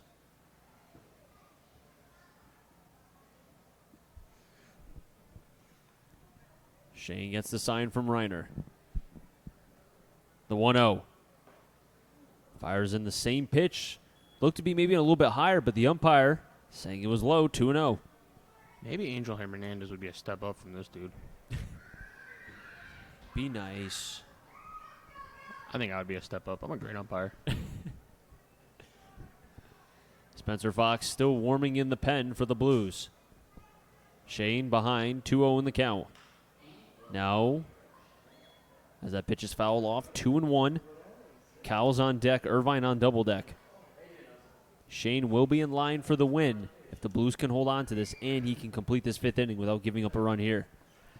I wonder if this is Shane's last batter no matter what. I mean, the right-hander, you said it was Spencer Fox. Spencer correct. Fox warming. A right-hander on deck. Lefty-lefty matchup here. Let's see. Evens the count, 2-2. A nice backdoor fastball. 2 balls, 2 strikes, 2 outs. Shane 4 2/3. 5 hits, 1 run that's earned, 1 walk, 5 strikeouts. Looking for his 6th here. If he can get the K, he will qualify for the win. Just have to get through 5. Shane steps off. Both Dupree steps back in, left on left. Dupree wearing number 18. 2-2. Softly hit. Belanger fields, pauses, throws it over to first in time. And Shane, 5 strong innings. First start for Matt Shane, the FCBL first start. Well, you know what? Got through 5, and he's now qualifying for the win, even if that was his last inning as a Blue tonight.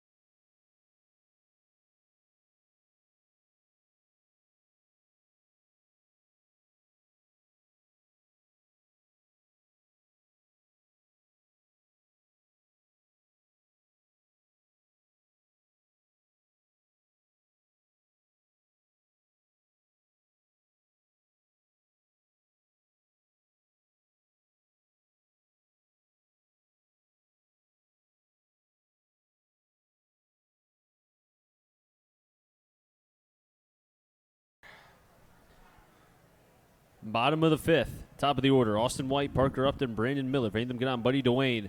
And it looks like Matt Shane's day is done as he was dapping up his teammates, giving a couple high fives. But I think another thing in particular, as I saw in the Vanderbilt game, in the clincher, and I think this is something to mention, Shane was in the bullpen up until this game. He got his first start in the FCBO. First pitch to White, taken for a strike, one of the few ones thrown to him, 0-1.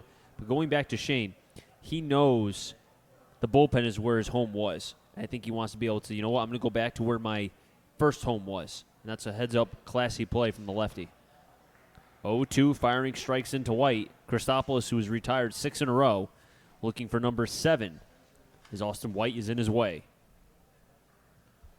Has he taken 2 pitches for strikes? Yep. They must have been balls, bad calls. 0-2, pitches high, 1-2. And Christopoulos has done that a lot where if he thinks it's a strike, he'll let the umpire know. He'll let the umpire know, which, not very, not something you want to do consistently. But then he walks over towards first base. 1-2, way outside, 2-2. And that's where, if you're a scout, the body language, how do you react when an umpire doesn't give you that strike call? Yeah, you got to earn that credibility at CC Sabathia. 2-2 to White. Sends that one into right center. Dupree going back at the track, still going back, and makes the catch. White gave that a drive, but just a tad bit high. I really thought we were going to get that ball was walloped. Didn't have enough Distance. Too high, I would say. Too much A backspin. little too much under it. If it was more of an angle, then I think it would have been a little bit better. But you know what? We'll get it eventually. Launch angle, blah, blah, blah, blah, blah. Parker Upton at the plate. Has now looked to be Jones going out to talk with his pitcher, Christopoulos, who has retired 7 in a row and has really kind of calmed things down since the second inning. After he gave up the run in the second to give the Blues what is right now a 2-1 score, he's retired 6, 7 in a row. And now the catcher, Jones, called out. I don't know if this is the pitching coach or the manager. My apologies. But called somebody. That looks to be the pitching coach, Kyle Jackson. I like that warm-up he's got on. But called out. And the manager now even. I'm assuming that's the manager. I wonder if Christopoulos maybe got hurt after that pitch. And it looks like they're going to the bullpen. I don't want to question it by any means, but that's interesting. I don't know if it's because of an injury or just coming out, but Christopoulos is coming out of this game. Don't know why, but retired 7 in a row, and his line will be after getting out Austin White. 4 1/3, 5 hits, 2 earned runs, 1 walk, and 4 Ks. And Christopoulos' day is done.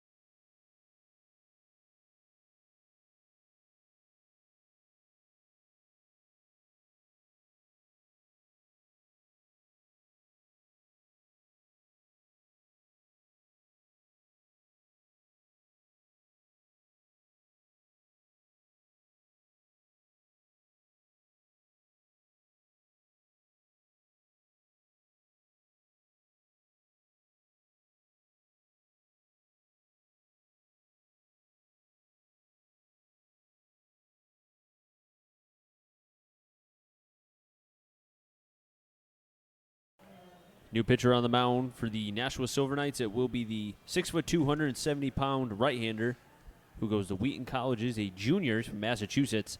It'll be number 20, Joshua Roberg, who has a 2.34 ERA, 6 games appeared, does have 1 save, 5 1/3 innings thrown, 12 strikeouts, 4 walks, and 10 hits. 15 1/3 innings, Chris. Sorry, 15 1/3, my bad. 12 strikeouts, 4 walks, and 10 hits. His last appearance was on June 28th against said Blues. Went 3 innings, 1 hit, 1 walk, and 1 strikeout. Faced 10 batters. Looking at his stats, he is somebody that can give you distance if you need it. He's gone 2 innings on June 3rd, 4 innings on June 7th, 4 innings again on June 22nd, and 3 innings on June 28th. So I'm wondering if Roberg is here to kind of go a couple innings, finish this 5th, maybe the 6th and 7th, see if their team can get the lead and then go to more back end of the bullpen guys. Now, right now, because of Christopoulos coming out with the Blues ahead 2-1, there is a situation where if Nashua was to lose, he will be the losing pitcher. So, at best case, if they can tie this game, he would get a no decision. Now, you do have a score. It looks to be Brockton's up 11-6. Did I read that right? Yeah, Brockton is up on Pittsfield 11-6. Brockton has scored in every inning so far. That they put up 2 in the first, 2 in the second, 3 in the third, and 4 in the fourth. They are in the top of the 5th there in Brockton. It's looking like they're playing in London. And that's big, too, because that's a battle for first place. And the Blues are only 1.5 games back. Yeah, talking about the standings, which I have right in front of me. Pittsfield sitting at 15-10. Brockton 15-11, just a half game back. So if Brockton can win that game, they will take over first place. Roberg's first pitch is high, 1-0. Parker Upton in his 3rd at-bat. Struck out swinging in the 2nd. And then was able to reach base on a walk and was left stranded on at 3rd. Back in the top of the 1st, or rather bottom of the 1st. Takes a pitch inside, called a strike, 1-1.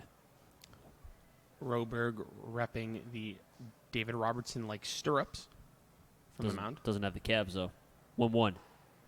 Backdoor breaking ball, called a strike. Nice slider, 1-2.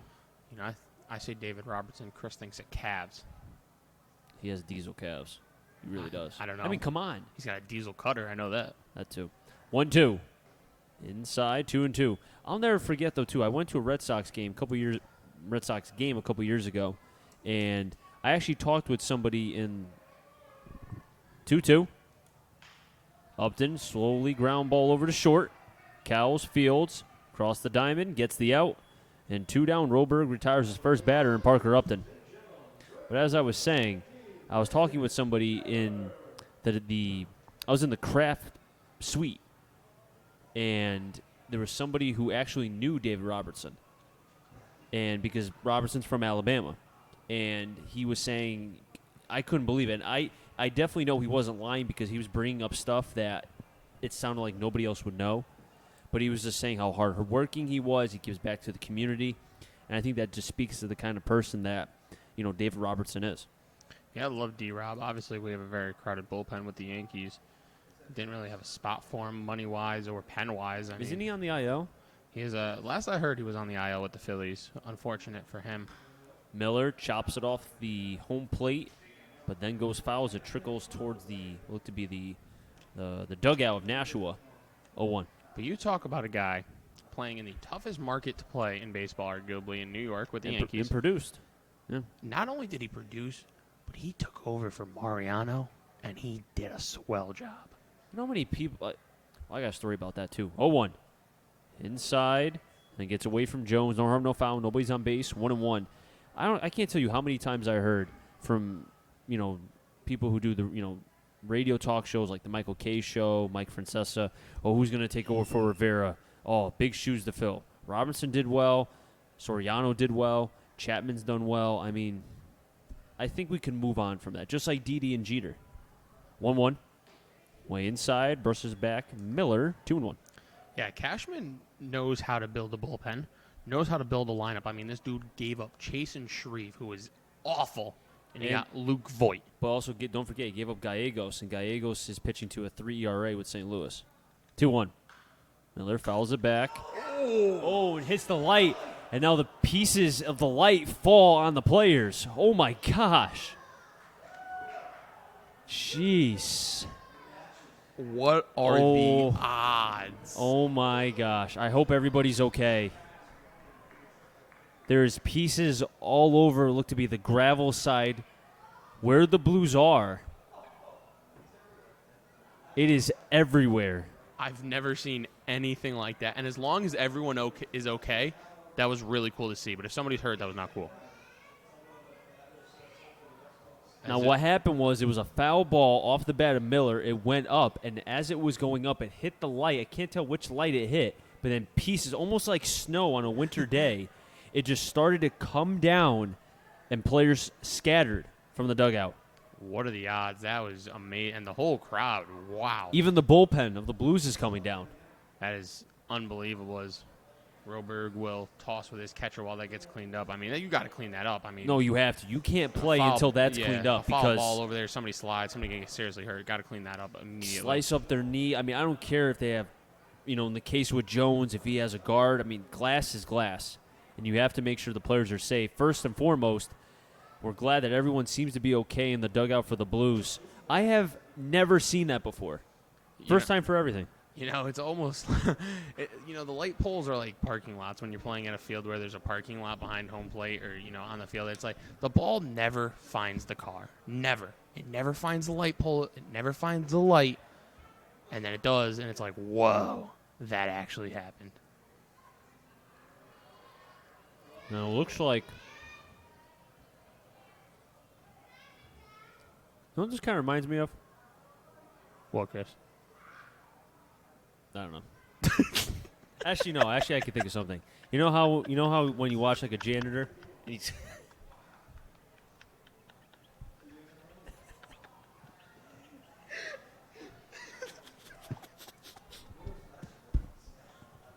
Are we going to survive 6 games in 7 days? Absolutely not. You know what this reminds me of? What, Chris? I don't know. I bet you people are either laughing at us or with us. One of the two. No, they're definitely laughing at us. Probably. 2-2. Miller sends that one in the left. That's going to drop in. Miller with his second hit tonight. And the hot hitting Brandon Miller from St. John's continues his hot hitting here for Bristol. I didn't even realize it in all the commotion, but it would be Brandon Miller that would hit the light. I mean, this dude can't miss anything right now. He's hit everything. He's hitting baseballs. He's hitting light poles. He can do it all. Except get out with the exclusion of the second inning. Yeah, we don't need to talk about it. Buddy Dwayne at the plate. He's going. Pitches in for a strike. Throw to second. And gets away. And another stolen base for Miller. That's his second stolen base. 4 stolen bases for the Bristol Blues. 2 of them courtesy of Brandon Miller. Yeah, he got a horrible jump, it looked like, but got there with his pure speed and not a great throw by Jones. Wasn't able to be picked by Cowles. Good job by Brandon Miller. Bad jump, but gets there with his pure speed as the Blues dugout still looks rattled over what happened.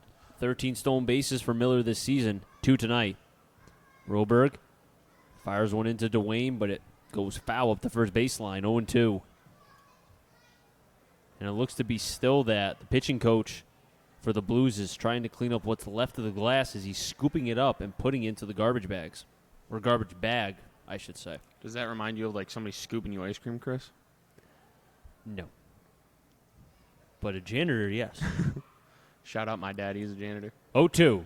Dwayne sends that one and through the 3-port hole. Rounding third is Miller. He'll score. And the Blues got their third one. RBI single off the bat. Buddy Dwayne. It's 3-1. Looked like potentially could be a play at the plate. Right fielder Dupree could not field that ball cleanly, allowing Miller to score easily. Nonetheless, RBI single for Buddy Dwayne. And the Blues have added an insurance run. It's 3-1. And that's a big insurance run because now with Matt Shane out, the bullpen, it's their job to keep the lead. Pitch is high, 1-0. Dylan Reynolds, third at bat, 0 for 2 tonight. Spencer Fox still warming up for Bristol, 1-0. Reynolds sends that one into right center. That's going to drop, and it could be extra bases. Reynolds, he wants to go to Dwayne, rounding third. Ronnie Palmer's going through. The ball will be cut off, sliding in by Buddy Dwayne. And then Feddick slide from the third baseman from Bristol. And it's 4-1. Run batted in for Dylan Reynolds. A swan dive from Buddy Dwayne. His family's going to have fun doing that laundry.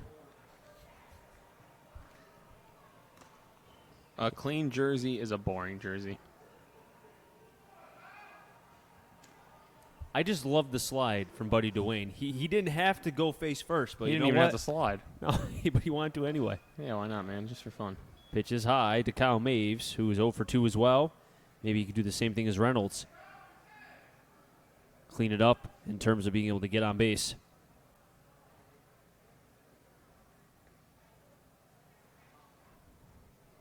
That RBI gives Reynolds his 14th of the season. 1-0.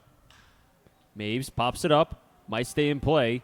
3 players going in, and nobody coming up with it. Sliding play from Sandstrom came up empty. Sliding on gravel hurts. That's my evaluation.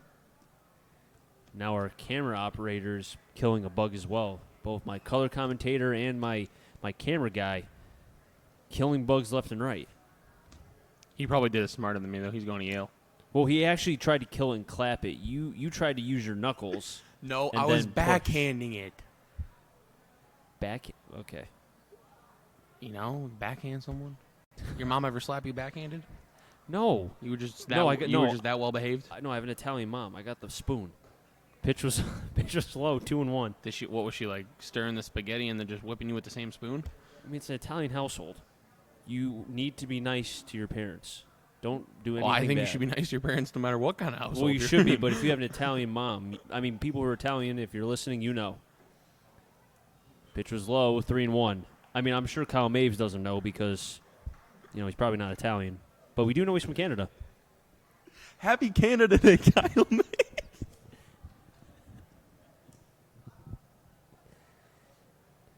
Roberg staring down second, the 3-1. In for a strike, 3-2. That's a good point. Oh, no, Yeah, serious in all question. I yeah. wonder if he celebrates Canada Day here. In all seriousness, Happy Canada Day, man. Did Toronto win today? They did. They crushed them. Do you even listen to me when I read the scores? Well, no. I was writing something down. They Jeez. killed. It was like 11-4, bro. They put on a show. Oh, yeah, they beat KC. Ooh. Pitches in, hits Kyle Maves. That is not a good Canadian Day present. And it gets from bad to worse for Nashua as Roberg, who looked like he was going to be able to get the final out, but gave up a hit to Miller, Dwayne, Reynolds, all 3 back-to-back-to-back hits, and then hits Kyle Maves. Runners on first and second, still 2 down. Blues have scored 2 here in the bottom of the 5th. You want to know my complaint I just thought about? We've done, 7-8 games now, maybe? Correct. Not one batter has had a pink bat. Yeah, because you had one. What am I, just that cool? Yeah, maybe. 1-0 pitch, or rather 0-0 pitch outside to Will Reiner, who doubled and came around to score in the second and then flew out to right field. And we've seen the approach from Reiner. Right center has been his go-to position. Reiner from the left side from Villanova. 1-0. Nipped, called a strike, 1-1. And Reiner can't even complain about that strike call because he needs that same pitch for Spencer Fox, Matt Shane when he was in, and other pitchers who are going to potentially be into the game. Yeah, that was the one good point ESPN made on their London broadcast yesterday. Was Gary Sanchez wanted to complain about a call, but he really couldn't because he needs those calls for his pitchers as well. 1-1 foul back from Reiner. This time, the foul ball didn't hit a light. Probably hit somebody's car, though. 1-2. Hey, man, not my car. My car's sitting in right. Cyril Belanger's on deck. JT Mounts is on double deck. Chris, I have a serious question. Sure. Why don't you just say in the hole? Good question. I don't have an answer. I really don't. Have you just always said double deck? Pretty much, yeah. 1-2 to Reiner. Fouls it back, and staying alive is the catcher. I don't know. It's a good question. It's just, something I've done. In 5th grade, as he looks. Oh, no. And it looks like Roberg is in pain. It's his arm.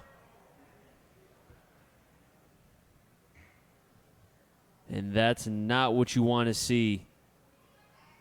If you're a Nashua fan, in terms of Wheaton, that's the college he goes to. That's just not a good sign. We don't even know the severity of Christopoulos, but Roberg looks to be in pain. His right arm, he was flexing back and forth.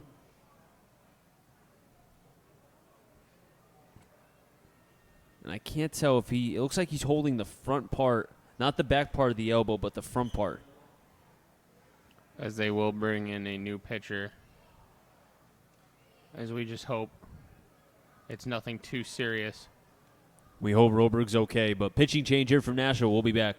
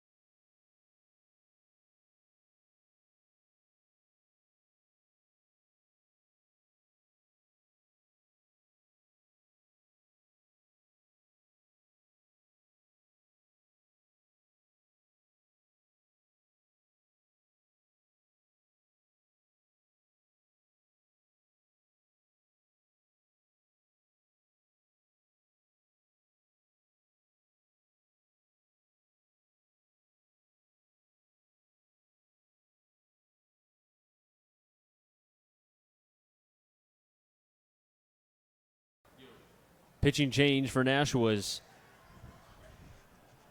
Roberg is out of the game because what looked to be an apparent arm injury. But newly into the game, Derek Goldrick, 6'6", 230 from Quinnipiac, has a 3 ERA, 3 games appeared, none of them started, 3 innings, 8 strikeouts, 2 walks, and 2 hits. His last appearance was on June 23rd, went 1 inning, 1 walk, and 2 Ks. And Kyle Mays, who's on first base, was hit by a pitch from Roberg at the time. He's from Quinnipiac, and now Goldrick on the mound. He's from Quinnipiac as well. This dude's 6'6". Why is he on a field, not a court? Well, you know what? Maybe the Knicks could have had him. Oh, you know what? Because they couldn't get another 6 foot. I don't want to talk about it. I don't want to talk about it. No, but actually, I am surprised though that the Knicks did not get at least one primetime free agent. I mean, they did get Taj Gibson. Julius Randle, thank you. Okay, he's a good player. Dude averaged 22. I know. I'm just saying he's a good player. Good player. Hashtag Knicks tape. Yo, the Knicks need to hold an open tryout, and it needs to end up like that. What's that movie where the Eagles had the open tryout and that dude became a stud? You know what I'm talking about, right? I do. I just can't think of. Oh, I'm gonna look it up. That's what the Knicks need to do, man. Reiner at the plate with a 1-2 count, and I feel so bad for Reiner facing a new pitcher in the 1-2 count. Like, good luck. Goldrick, 1-2 offering, swings and a miss. And I think the K will actually go to Roberg. I have to double-check on that. But Goldrick will end the inning. But the Blues do get a couple runs on 3 hits, no errors, and 2 runners left on base. 3rd inning of which the Blues have left at least 2 runners on. We head to the top of the 6th. They will have a pitching change themselves. And we'll get it when we come back.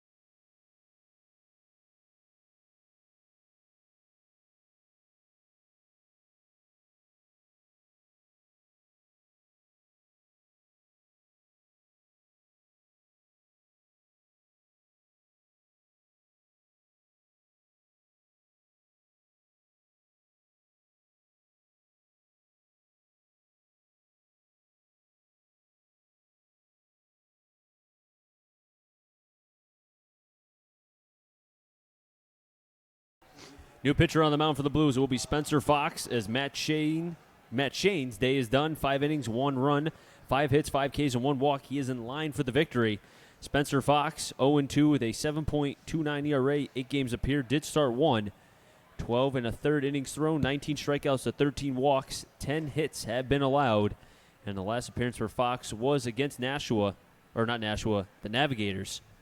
1 2/3 innings thrown, 1 hit, 2 walks, and 3 strikeouts. So the book on Spencer Fox, as he will be a freshman at Southern Connecticut, can get strikeouts, but the effective wildness, you could say, because we've seen Fox a couple times. Does have a good fastball. The breaking ball will be there from time to time, but it's a question of can he repeat the delivery consistently? Yeah, before I forget, the movie is Invincible. The Knicks need an invincible tryout player to just become a stud. If people are wondering what we're talking about, the Knicks did not get KD. They didn't get Kawhi. They didn't get Kyrie. They didn't get Jimmy Butler. Okay, we don't need to talk about it. Back to Spencer Fox. You mentioned it. Effectively wild. You know, he's gotten into some jams. He's, gotten into deep counts, but he's been able to get out of it.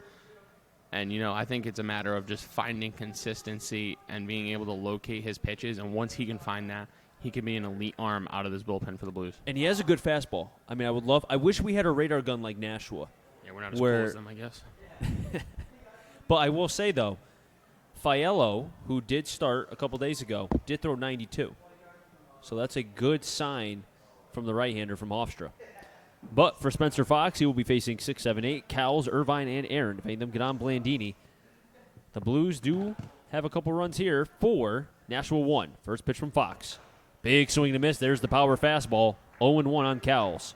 If you stole my line, I was going to say that was the big fastball. Cowles does have 31 strikeouts on the season. Fox would like to give him 32. 0-1 from Fox. Fastball away, 1-1. And I can see the projectability, 6'1" and 160. There's a lot to play with in terms of the frame. He's still growing into that body. 1-1. Breaking ball. Must have been high, 2-1. We've seen that pitch called a strike a couple times. So we talk about inconsistencies with Fox with the delivery. Behind the plate's been like that too. Yeah, I don't even think this umpire knows what a strike zone is. But I will say, though, he has given it to both sides. Both have been both have been bad. Both have been questionable on both sides. So I think maybe that's why neither has really said much, because we feel your pain. 3-1 pitch. Low for a ball on the leadoff walk. And that's not a good start for Fox. I think it was the last broadcast I mentioned how I knew I was a good umpire because both sides hated me. I think that's what this guy's striving for. He just wants everyone to hate him. There was an umpire yesterday in my men's league I play in on Sundays. That you got to hit him? I got to hit him, yes.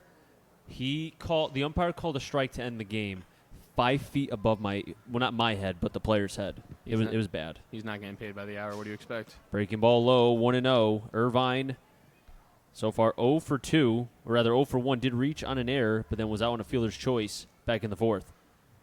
Blues need to be able, Fox, looking for the shutdown inning as the Blues scored a couple runs in the first and the second, and then 2 in the bottom of the fifth. Fox fires in the fastball, in for a strike, 1-1. Has not been able to throw his curveball for a strike yet, but the fastball has been there.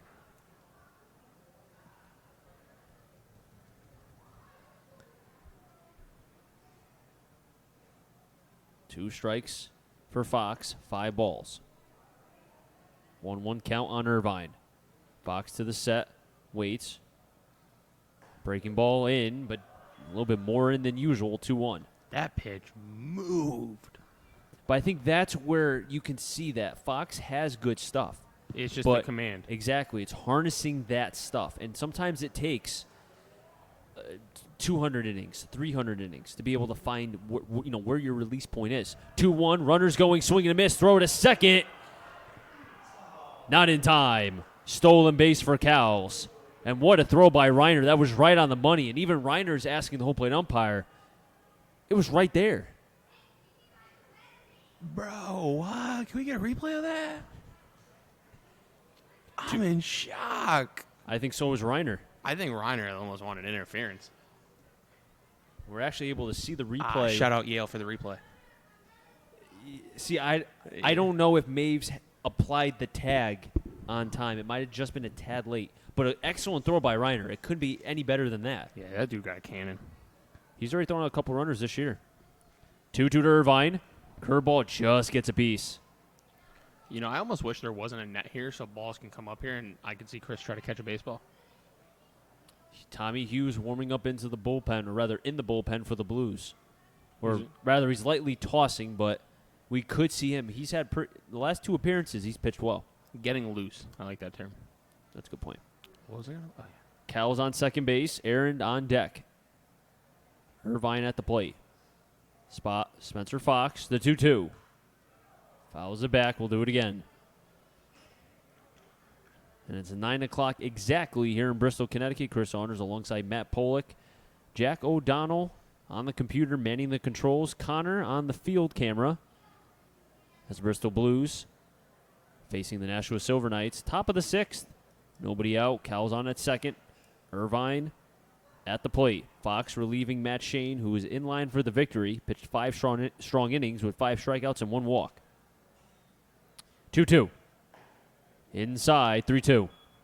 And Spencer Fox, second consecutive batter, he's run to a 3-ball count.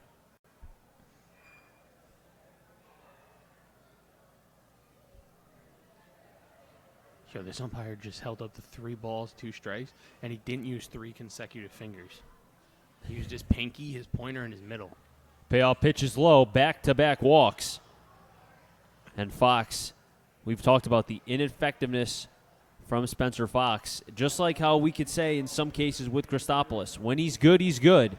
But when he doesn't have it, it can steamroll into something bad. It's kind of like Tanaka. Tanaka's either shutting you out for 9 innings or giving up 27 homers. No. See, I think Tanaka, if he gives up a couple runs in the first, what was the game he gave up 3 in the first and then he went 6 after throwing 30 pitches in the first inning? Okay, maybe I've been a younger Tanaka. Okay, that's better. I think. It's more like that. He's gotten better as of late, but it is still frustrating to watch this dude give up 27 homers a game. And Ronnie Palmer shaking his head right now he's probably saying to himself just like we are, back-to-back walks, you're up 4-1, you have good stuff, but the command not there for Fox right now. Put himself into a jam. Runners on first and second. Aaron to head in the count 1-0. Fouls it back 1-1. And because he's not been able to land the curveball for a strike, you run into a scenario where you have to throw your fastball. And no matter how good your fastball is, even with Chapman throwing 104, guys can hit that.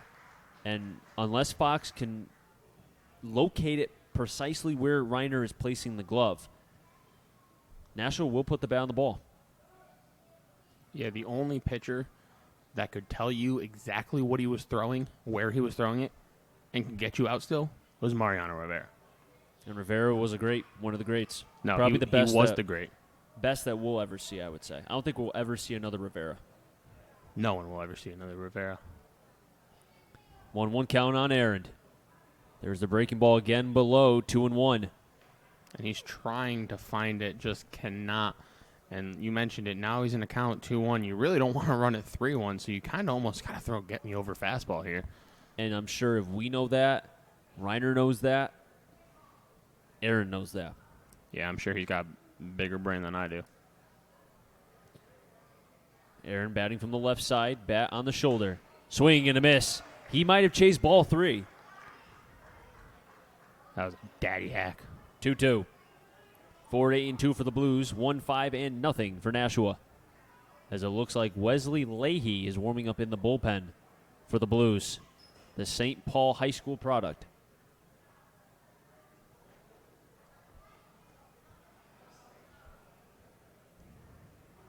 Fox comes to the belt. 2-2.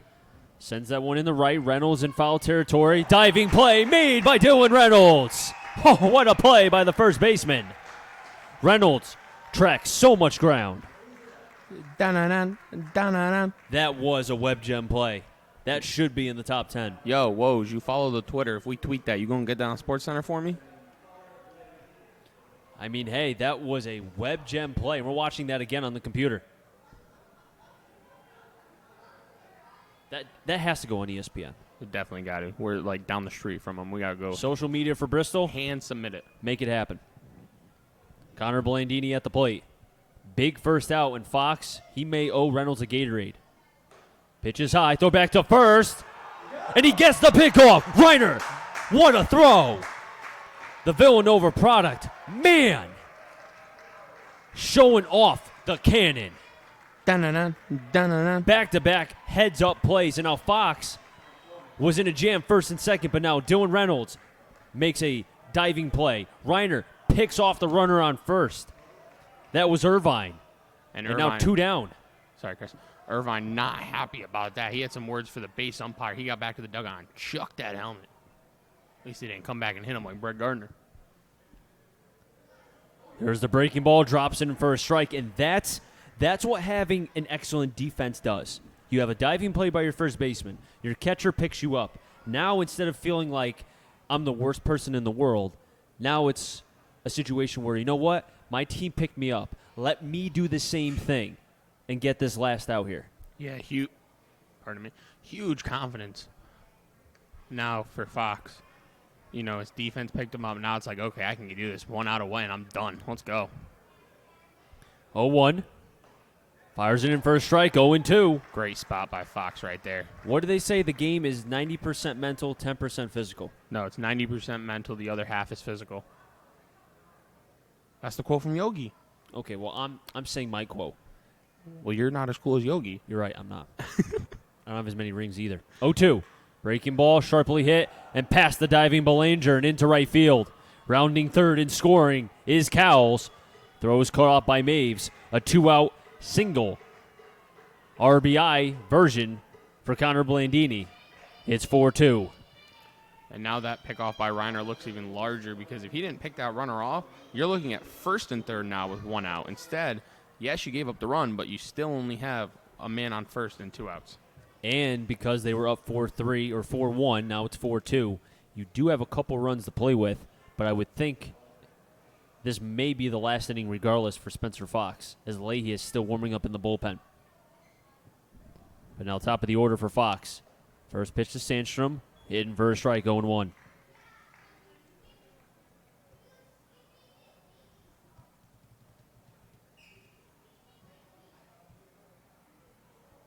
Sandstrom, 0 for 2 with a run, does have a walk as well. 0-1, way inside and hits Sandstrom, and he's not happy. I don't think that was intentional whatsoever. No need to get that frustrated about it.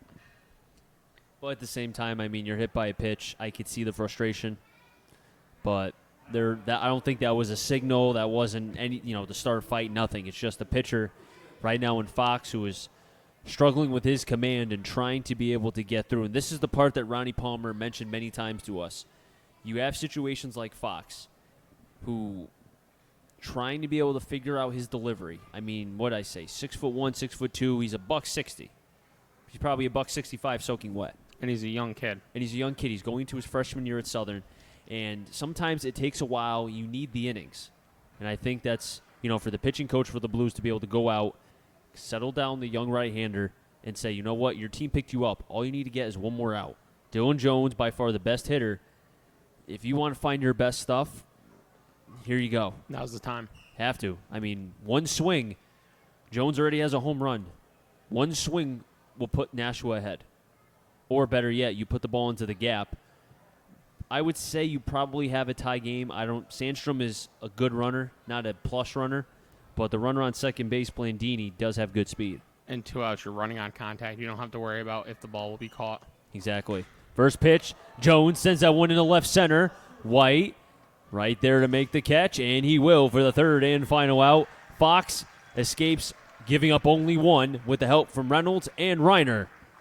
That's why you have teammates. Nashua gets 1 run, 1 hit, no errors, and 2 players left on base. Back-to-back innings that Nashua's left runners on base. We get to the bottom of the 6th. The Blues will have in the order 8, 9, then top. Belanger, JT Mount, and White. Chris Saunders alongside Matt Pollock right here from historic Muzzy Field.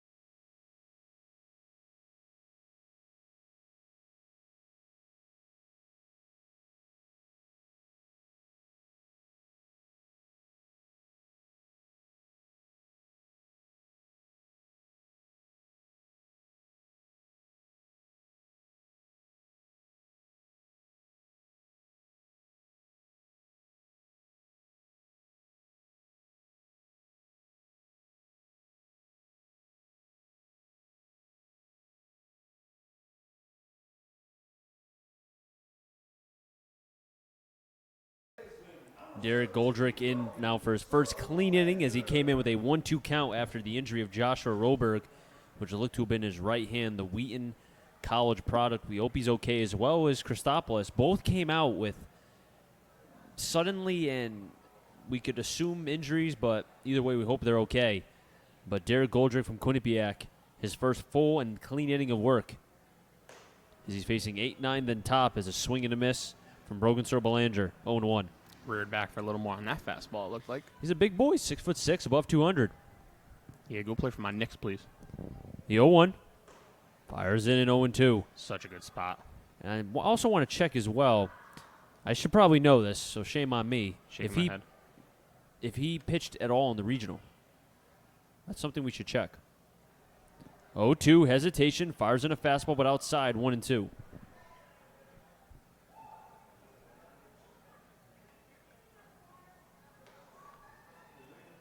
Goldrick, a tall right-hander, 27 years old. Throws from what look to be the middle part of the rubber. Sometimes it takes big guys a little bit longer to be able to find their location and stuff. 1-2. Fastball high. Call. Strike 3. Goldrick gets his second K, but the first one we assume was on Rober. But either way, he's delivered back-to-back Ks as JT Mounts is at the plate with one down.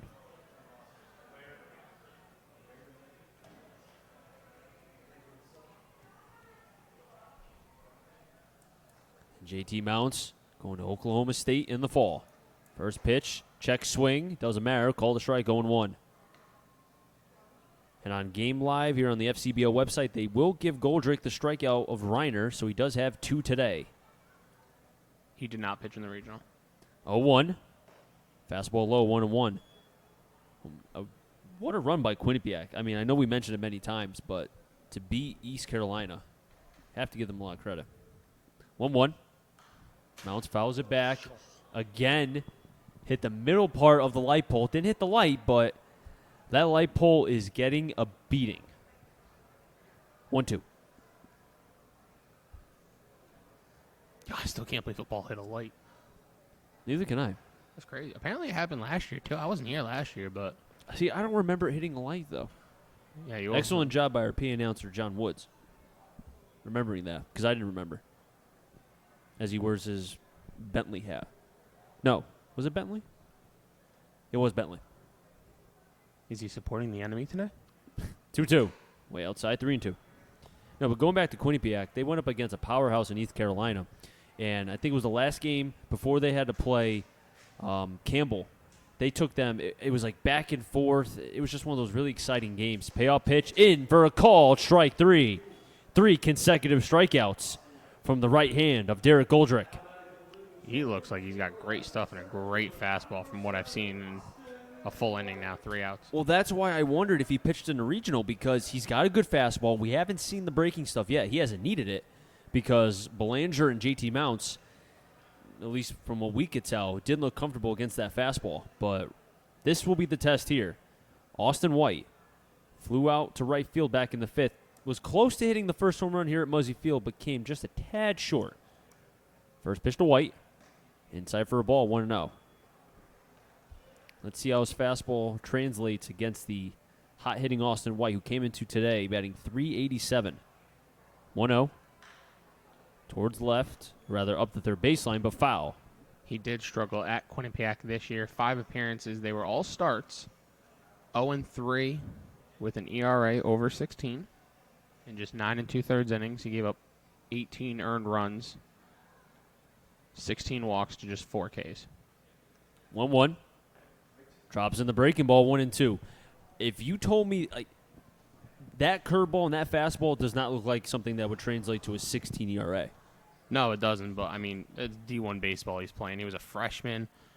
You know, nerves could factor into that. A lot of factors can go into that. And he's also a tall player as well. Yeah, so maybe he was trying to find his stuff. That's a good point. I mean, that's why he's here, to get work. Yeah, and I think he has the potential to find it and be something special for that Quinnipiac team.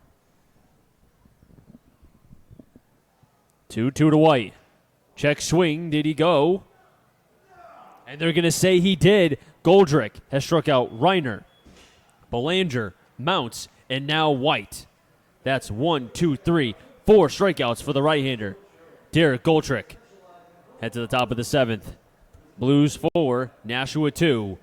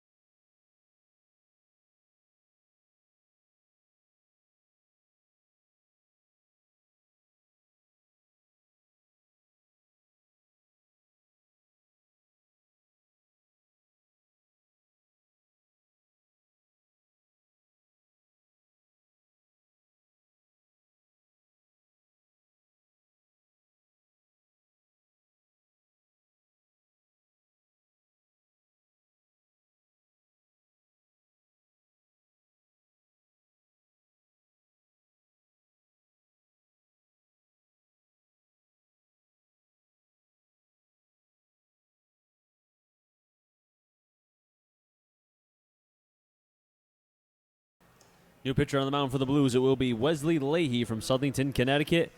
The junior, 5'11", 195.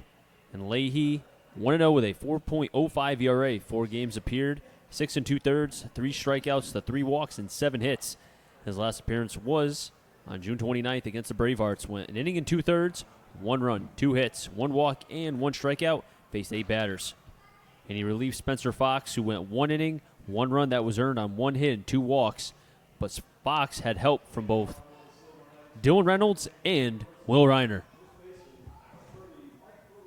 Yeah, the Blues really flashed the leather last inning. Great job defensively. Oh, big time, especially a right-hander who was struggling with his command. And Nashua will have 3-4-5. LaRocca, Bermanti, and Dupree. If any of them get on, Cowles. Yeah, first and second, nobody out, and great defense helping Spencer Fox work out of that jam. As now it's Wes Leahy taking over for the Blues as they try to build a bridge to get to Will Nowak, who pitched an inning and 2/3 last night. So I'm curious to see if he will come into this game if they get to the 9th in a save situation. Leahy fires in a fastball outside, 0-1 on LaRocca.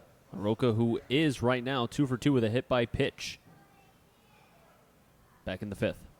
I like to call that a painful 3 for 3. 0-1. Make it 0-2. But let's go back to Matt Shane, the starter for the Blues. I would say for his first start, even with the struggles that he had with guys on base, I mean, every inning except the 4th, there was at least 1 runner on. But for Shane to be able to find ways to maneuver himself, I think that shows a lot of growth for the left-hander. And even the 4th, he had a run around, got out of it with a double play.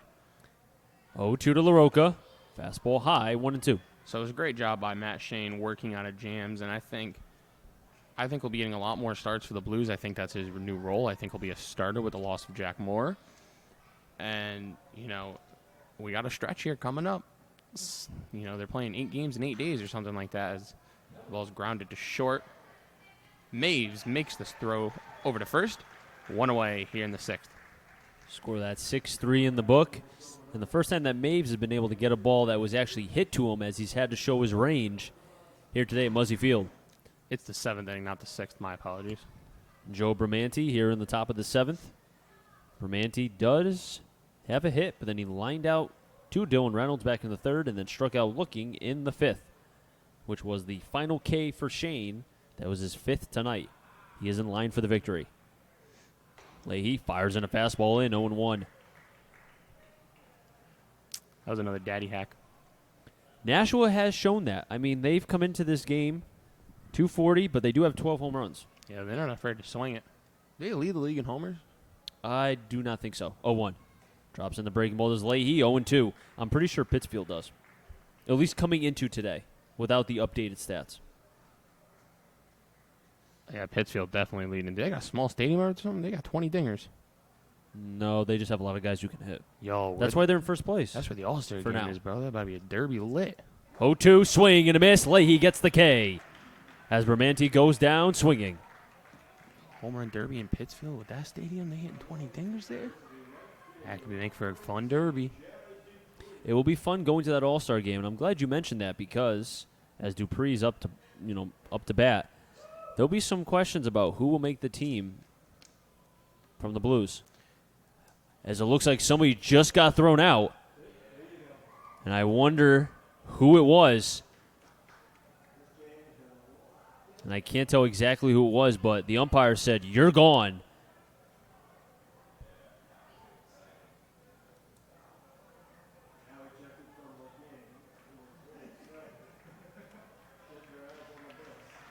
And it looks like it was 37, Joe Bermanti. And I don't understand why he was tossed because he struck out swinging. I wonder if maybe it was because of the pitch that he struck out in the 5th. Yeah, maybe. I mean, I'm just throwing out guesses. I didn't see anything to where he showed that he was really distressed by any means. But he got thrown out. Maybe. I mean, this umpire has not been good. He has been inconsistent.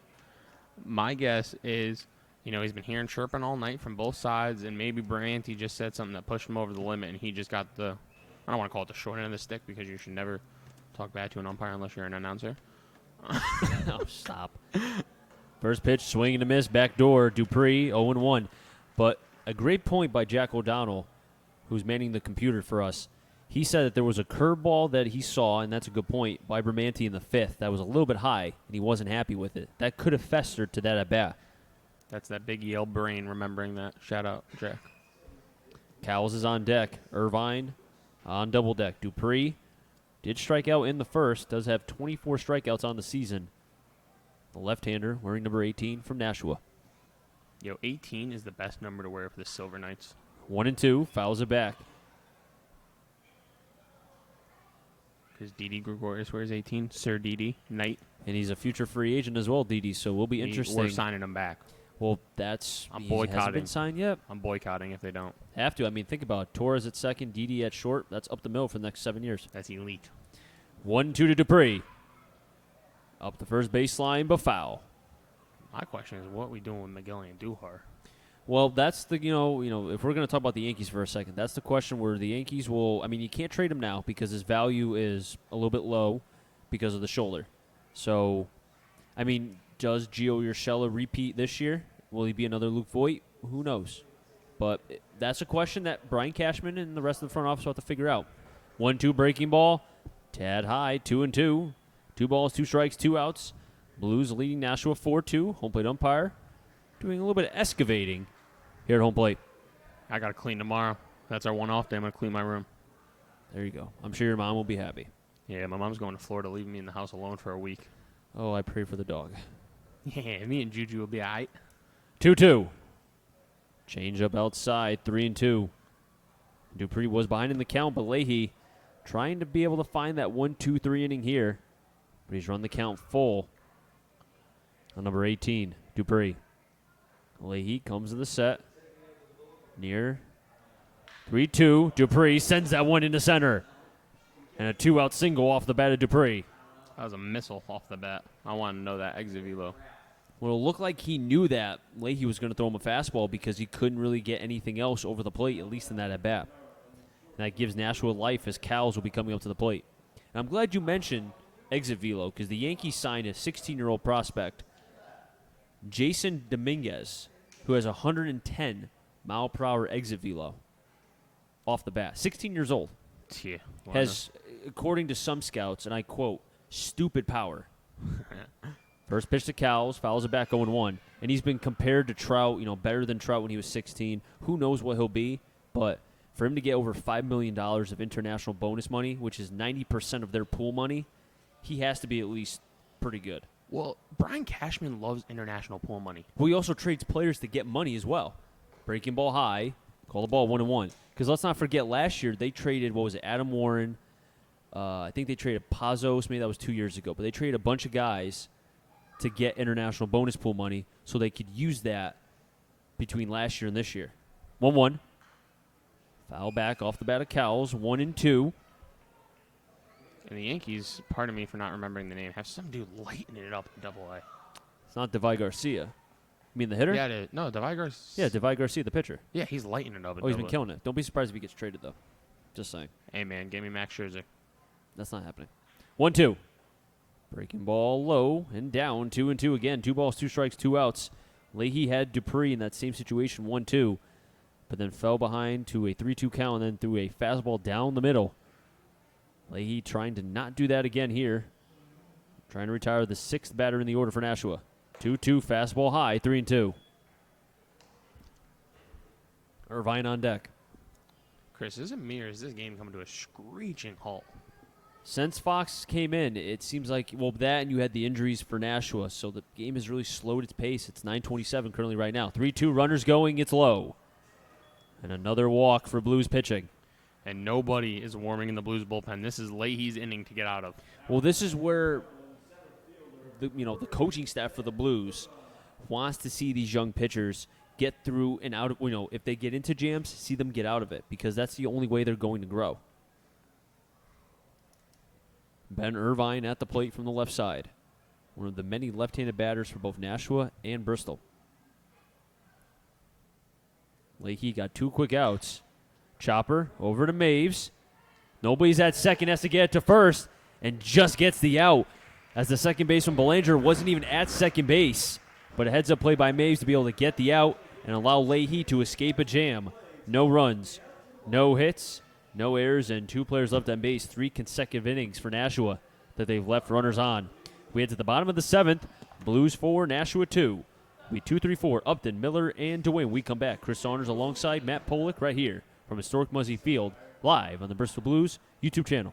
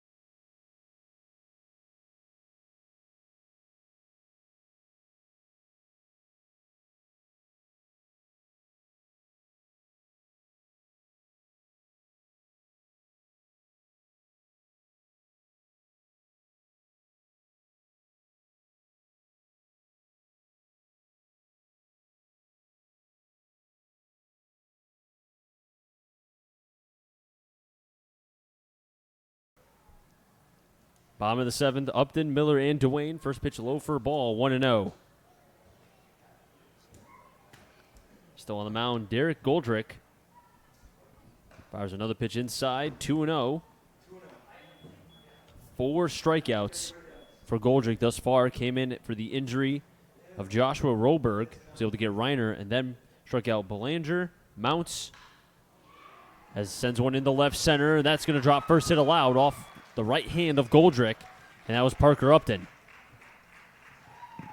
Nice healthy swing from the Creighton product. And Brendan Miller coming up to the plate. So far has 2 hits and 2 stolen bases. And broke a light. I'm feeling a ball getting walloped. I just want to hear you say it. Well, see if a home run gets hit. 9 hits for the Blues, looking for their 10th. 6 of the 10 games they've played during their stretch, they've had 10-plus hits. First pitch outside, 1-0 on Miller. Miller's a player we'll see in the All-Star game. Miller, Nowak, White, maybe Reiner. Nyman. There's a lot of potential All-Stars here. 1-0. Miller sends that one into left, but towards the Blues bullpen, 1-1. And we'll be there to see it all. And we will be there to be able to take video, watch the bullpens, batting practice, the home run derby, the whole 9 yards. Yo, Chris, you get to do 1, 2, 3, 4, 5, 6, 7 games with me before the All-Star break, and then you get to spend a whole day with me at the All-Star game. Yay. No, I'm just kidding. I'm looking forward to it. It's going to be fun. Chris handpicked me for this job, by the way. 1-2 gets away from Jones. And trotting over to second base is Upton, the wild pitch. And that's surprising because Nashua is in the top category for least wild pitches. But right there, that cost him. Upton will be on second base. Wonder if he was just trying to do too much. Goldrick throwing out there. Well, this is a completely different Goldrick. He was lights out between the end of the 5th and the 6th, but right now struggling with his command. The 2-0 fires in a fastball, but fouls it back. Does Miller, 2-2. And you know, we talked about Spencer Fox. He's 6'1", and how his delivery has been inconsistent this year. We can say the same thing about Goldrick right now, where you could see when it's on, it's there, but when it could be the slightest thing, it could be his front shoulder, it could be the back leg. That connect chain is a little bit broken. Everything goes out of whack. 2-2. High, 3-2. Almost looked like his catcher, Jones, got crossed up there. That has to be a scary thing if you don't know what's coming, and someone like Goldrick, who we're assuming he throws over 85. Just the way the swings have looked prior to this inning. Payoff pitch. High for a ball. First walk of the day for Miller. Buddy Dwayne at the plate. And now Jones going out to talk with his pitcher, Derek Goldrick. As the pitching coach, Kyle Jackson, is out to talk and have not seen a signal yet. Well, if I remember correctly, that arm just started getting going in that bullpen, so probably not quite ready yet. It looks like it's Batchelder. And it is. Number 35, Owen Batchelder.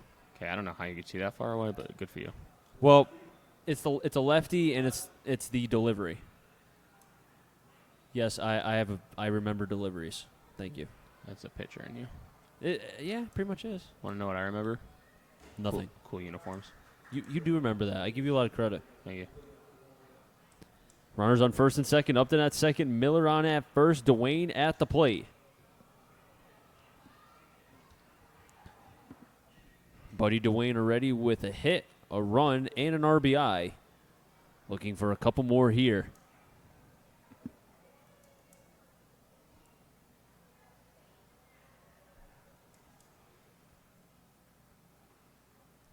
First pitch to Dwayne. Inside, 1-0. And Batchelder is warming up quickly, so I would have to think if Dwayne gets on, it could be it. But considering Reynolds and Maves are up and Reiner, that's why Batchelder's up. Lefty on lefty. 1-0. Fastball. In for a strike. 1-1. Yeah, you can't even make your call until the umpire makes a signal the way he's been inconsistently calling balls and strikes here.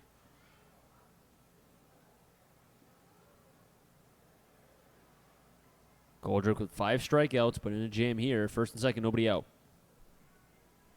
The 1-1 from the right-hander. Big, healthy cut. Coming up empty, though, is Dwayne as he fouled it back. 1-2. But that's a good swing. Be a little bit early. Be on time. And Luis Attilis is playing third base as Bermanti was kicked out of this game, was tossed for arguing balls and strikes. He gone. The 1-2 to Dwayne. Fastball swing and a miss. Foul tipped into the mitt. 6th K for Derek Goldrick. And that's what we like to call some high country cheese. Dylan Reynolds at the plate. Goldrick still on the mound. Batchelder still warming up. And I think that strikeout earned Goldrick at least another batter here, as he's a double play away from getting out of this jam.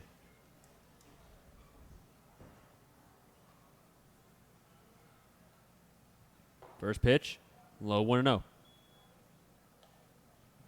So far, the Blues have left runners on in the first, the second, and the fifth, each of the 2-runner category. Nashua has done that 1, 2, 3, 4, 5 times.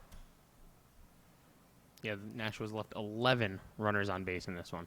The 1-0. In for a strike, 1-1. 2-7-0 for Nashua. 4, 9, and 2 for the Bristol Blues as we're in the bottom of the 7th. No bullpen action right now for the Blues, as I would assume Leahy will be back out for the top of the 8th. 1-1 to Reynolds. Way inside. Reynolds had to do a little diddly-do dance. 2-1. This dude just a diddly-do. How about like a shimmy shake? No, I say that for the pitchers. Have to. I mean, it's hard to shimmy shake as a batter. You'd be surprised how talented I am as a batter's box. 2-1 to Reynolds. As the scoreboard shuts off, and the ball is fouled back. 2-2. I think our scoreboard just died. Rest in peace.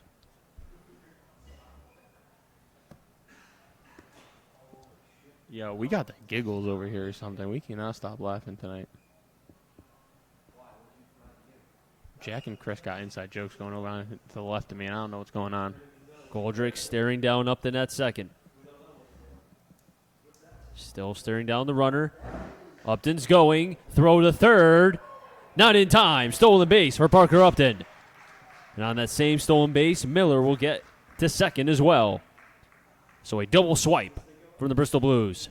I'm curious to know if that was Parker Upton's decision on his own, because it didn't look like Brandon Miller was ready to go. I was just about to say, I think Upton he said, you know what? I'm tracking the pitcher. I'm just going to go.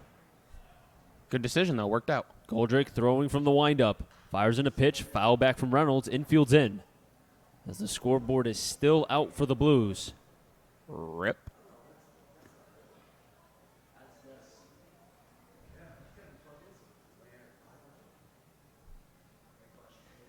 Kyle Maves is on deck. Will Reiner on double deck. Infield is in.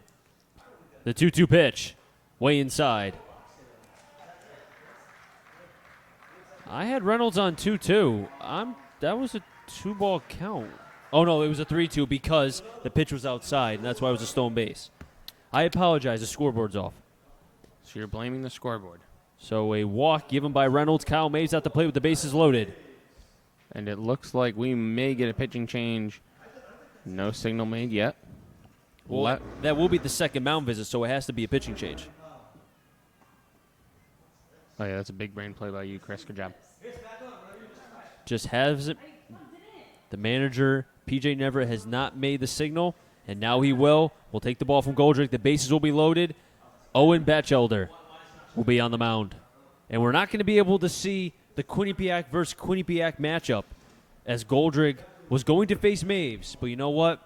We're just going to have to wait another day. And he said something to Maves as he walked off the field. He probably said, I really wanted to face you. I intentionally walked Reynolds so I could face you. I don't know about that one, Chief, but It was a joke. You know what? We'll be right back, and I'll tell Matt some jokes.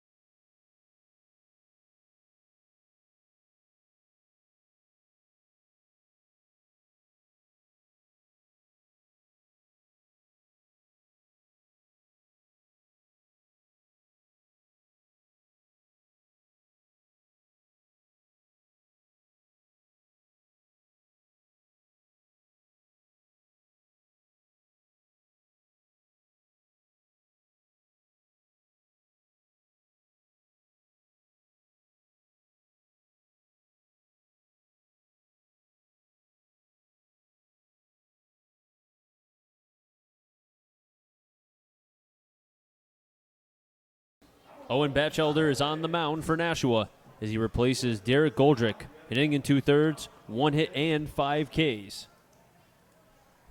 Owen Batchelder, a 4.50 ERA, 5 games appeared, none of them started. 4 innings, 1 strikeout, 2 walks, and 5 hits. He also has actually hit in the batter's box, and has 2 hits, batting .500. That's 2 more than you have, Chris. Yeah, good point. Real funny. Thank you. Maves over to the 5.5 hole diving play. Coles can't come up with it. That's going to score 1, and that's all they'll get. An RBI driven off the bat of Kyle Maves, scoring on the play was Parker Upton. That's got to be a hit. It's right? 5-2. That has to be a hit. That will give the Blues their 10th. And it is a hit. Advancing on the play, Miller to third. Reynolds the second. Will Reiner at the plate. And that's a tough break because Batchelder got the ground ball, but because of where it was hitting the 5.5 hole, Cowles had to go to the arm side, and because of that, I mean, he made a great stop to stop the ball because if he doesn't, that might be 2 runs right there. No play to be made once he got to that ball.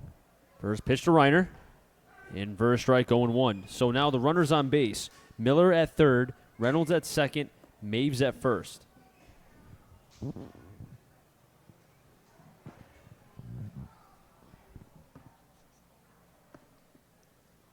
Batchelder comes to set at the belt. The 0-1. Ooh. Hits Will Reiner. You know what? That's a hard RBI, but Reiner will take it. Coming around from third, jogging his way is Miller. Make it now 6-2. Runners will advance to one base. Reynolds to third, Maves to second, Reiner to first on the hit by pitch RBI. That is a painful RBI, but, I'm sure he'll be thankful for it tomorrow. And Batchelder, his last appearance was 2/3 of an inning, 1 hit, no walks, and no strikeouts. Did face 3 batters, but his previous appearance was against the Blues, and that's where he went 1 inning, gave up 2 runs, 3 hits. First pitch outside, 1-0 to the 8-batter, Brogan Belanger. My right leg is cramping so bad. I just want you guys to know how much pain I'm in. 1-0. Fouled off. 1-1 is the count. And now with a 6-2 lead, there is a little bit of just light tossing going on for the Blues right now. But I would almost think Leahy's in this game. I think he's going to go out at least for the 8th. Yeah, I would imagine. I mean, you want to conserve as many arms as possible with this stretch you have coming up. As you said, tomorrow they're on the road. The Blues, 1-1, low 2-1. Yeah, and then they're back here. They go to Pittsfield. Then we get 6 days in a row, Chris. We get to call a baseball game together. You said tomorrow the Pittsfield game. They're at Pittsfield, correct? Yeah. Who won the Pittsfield Pittsfield and Brockton game? If you could check that for me. It's still going. Brockton's up 16-6. Okay, so go back to the standings, or if you can, just to see if Brockton wins and they keep that, what would the standings look like? Just counting those 2 teams, not this game in particular. Yep. Brockton will be 16-11. Pittsfield will fall to 15-11. So Brockton will have a half game lead over Pittsfield if that score holds, which I'm sure it will. The game is a 10-run game in the top of the 8th. And was that a walk? Yes, he did. Batchelder walked Brogan Belanger. So Reynolds tags home for the 7th run. Reiner will get to second. Brogan Belanger will be on first. It's just a good old game of merry-go-round. Maves will be on third, and Kyle Jackson going out to talk with the left-hander, Owen Batchelder. But the point I was trying to make was, if that score stays as is, and the Blues go out to Pittsfield tomorrow and play them, that could be a scenario where the Blues will be fighting for second place, at least. Yeah, that sounds about right. I believe so. And then they host. So we go to Pittsfield tomorrow for a 6:30 start at Pittsfield. Then we host North Shore, who is 14-13 currently. And then we get Brockton on Thursday. You and I will be on the call 7:00. And they haven't beaten Brockton yet. Nope. They have not. So that's something to watch. They're going to see Brockton a lot this month. This Thursday, the 4th. And then 2 weeks from then, on the 18th, they'll get Brockton again. After the All-Star break. Right after the All-Star break, correct. And then 28th, 29th, 30th, 3 days in a row, they will play the Brockton Rocks. So that could dictate the playoff format, depending on what happens. So Yeah. This is a big week. End of July, is coming towards playoffs. JT Mounts, first pitch inside, and Owen Batchelder cannot find the strike zone right now. Because if you look into August, only 3 regular season games in August, and then you get the playoffs. But mind you, there is a doubleheader we still have to play against the Pittsfield Suns. You're correct. We will see the Suns quite a bit. 1-0. In the dirt, 2-0. Batchelder, a lost man on the mound right now. And as I say that, Blandini, the second baseman, stretching out his knees. A lot of just staring at the ground and walking. As Nashua pitching has Been bad. it's been a bad inning, I would say. A bad inning. 2-0. In first strike, 2-1.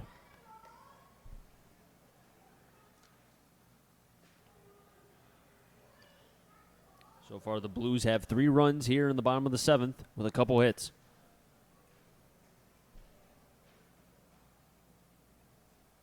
The 2-1 offering.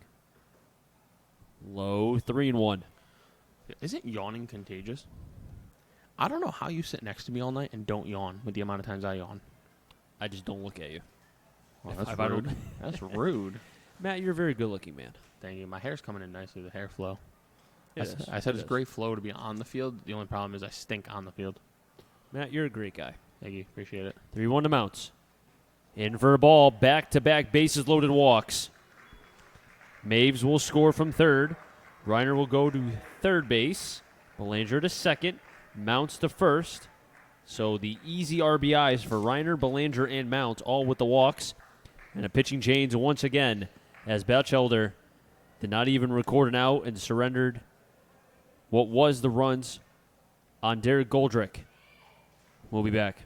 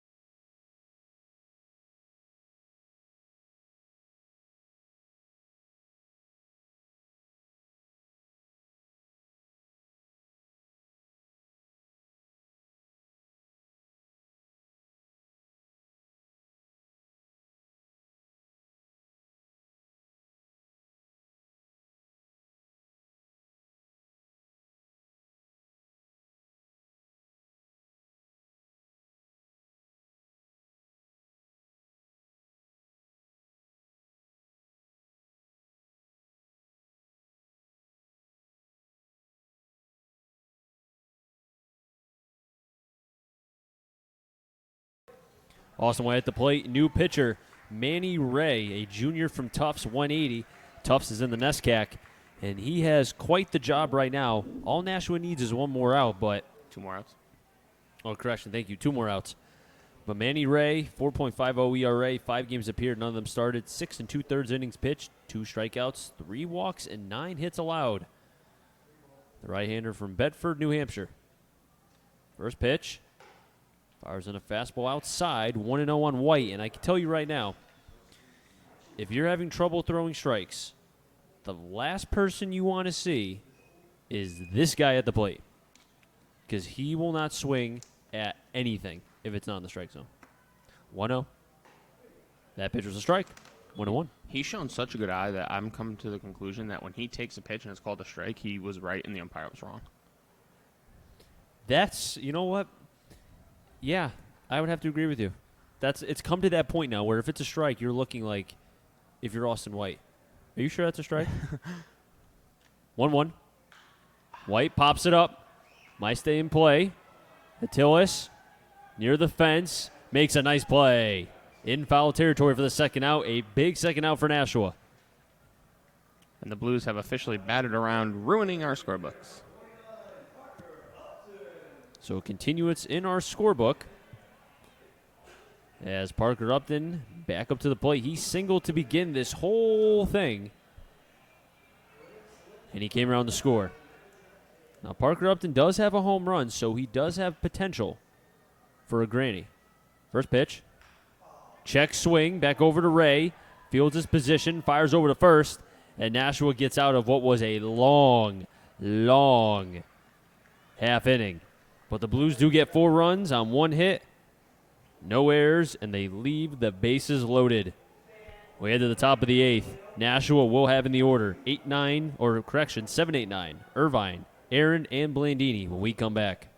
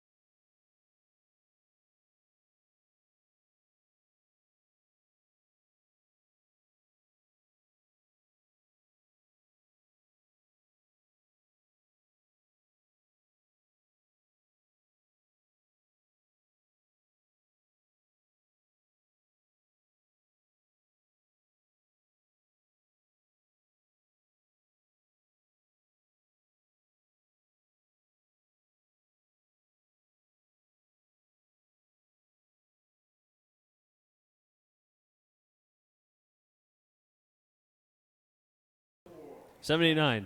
Irvine, Jake Aaron, and Blandini. Pay them again back up to the top. Kyle Sandstrom.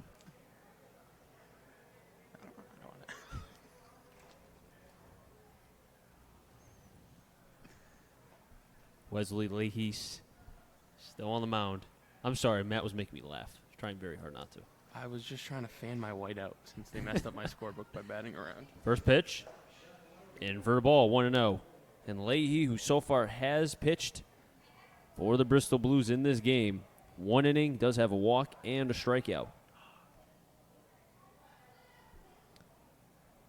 Leahy's 1-0 pitch to Irvine. Popped it up. They'll stay in the infield. Buddy Duane will make the play. 1 down. And a quick first out and good for Leahy, who, when he came in relief in the 7th, got the first 2 outs before, had a little bit of a jam, was able to get the outs when needed.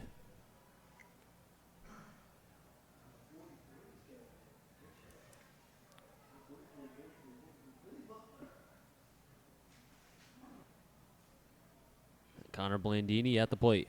First pitch. In the dirt low, 1-0. And it looks like Nyman and Hughes both warming up, tossing together in the bullpen, but not really exerting a lot of effort, so Leahy could be in this game to finish as the Blues are up 8-2. Fastball inside, 2-0. Sandstrom is on deck. Dylan Jones is on double deck.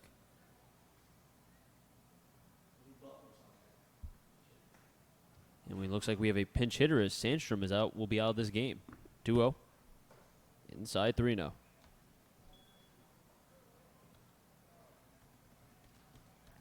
Is Billy Butler on deck for Sandstrom? No relation to the Billy Butler that played for KC in Oakland back in the day. You said the same thing last time we played him. You know what? If it ain't broke, don't fix it. 3-0 pitch to the 9 batter. In for a called strike.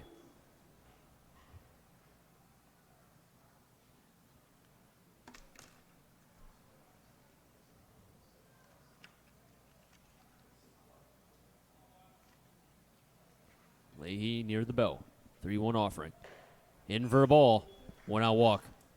It's interesting. Billy Butler, we saw him last game. They were here. He also pinch hit for Sandstrom in the 8th inning, just as he's doing here. That's why I have you. Thank you. He struck out swinging in that at bat. And he's from Rhode Island. And he goes to the college of Rhode Island. You know who else goes to Rhode Island? Austin White. There you go. That's why I'm here. Genius. Big brain plays. Big boy, 6'2", 220. Is batting 0.48 on the season. It's a high fly ball in the center, and the URI product flies out to the URI product. Austin White, 2 down. And Dylan Jones. Oh, correction. Dylan Jones will also be pinch hit for. We'll try to get Lane. you. And it will be Alex Lane. The 6'5", 230-pound catcher goes to Bryant. He's a freshman, so he just graduated high school. And Alex Lane from Massachusetts. A Matt Wieters type body. 6'5", 230. An imposing figure. Be interesting to see him behind the plate if he does get to go behind the plate. First pitch high, 1-0. I would assume he would come in and do the catching. Blandini's still on at first base. So far this year, he's only had 5 at-bats, has yet to record a hit. He's walked twice, struck out twice. 1-0. Breaking ball low, 2-0. The Blues do have in their bullpen Nyman, Seelhorst, Pfaffenbichler, Hughes, and Nowak. If the score stays the way it is, I would assume it will be probably not Nowak or Nyman. 2-0 pitch inside, ball 3. So I would say either Pfaffenbichler or Hughes would probably come in for the 9th, just because Seelhorst threw yesterday. An update from Brockton, top of the 9th with 1 out. Brockton Rocks are 2 outs away from taking over first place in the FCBL, as that pitch is called a strike. They have a 11-run lead in the 9th with 2 outs to go, so I think it's safe to say Brockton is going to be in first place in the FCBL by the end of the night. And the Suns have had a little bit of a struggle the last couple games. 3-1 pitch. Big swing and a miss, 3-2. Well, that's good for the Blues as they travel there tomorrow. And don't forget, because it's a 6:30 start, you have the Sun. And the Sun, there could be a sun delay. That happened last time they were in Pittsfield. I can't believe they built that stadium that way so you get sun delays. That's Payoff pitch, runners going, swing and a miss. Leahy gets the K. His second one in his outing, 2 complete innings. We head to the top of the 9th. A good job by Leahy.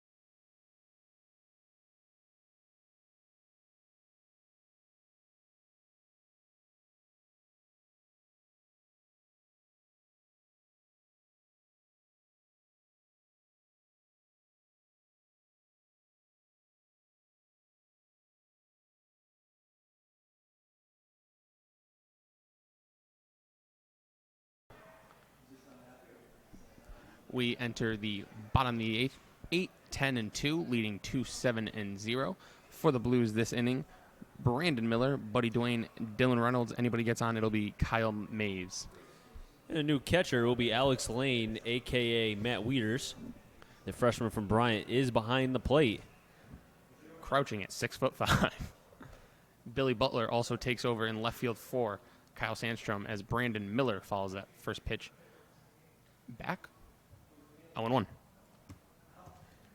Miller with 2 stolen bases, a walk, and 2 hits. Miller just continuing his campaign as one of many Blues I would anticipate to be in the All-Star game. That ball inside. Miller gets out of the way of that one. Lane wipes it off, sends it back to his pitcher. 1-1 count now. Miller coming off a Player of the Week honors. As we talked about his numbers earlier, just mashed in the 6 games they played last week. An unbelievable showing for Miller, and he has carried it into today here at Muzzy Field. The Blues on June 22nd were 5th in hits in the FCBO. They came into today 1st in hits, jumping 4 spots in a matter of a week and a half. And they've put up 10 hits today, so I'm anticipating that they will stay atop the league. The 1-1 pitch. Swung on, flown into left field. On the run is the newly entered Butler. Near the foul line, makes the play just in foul territory. 1 away.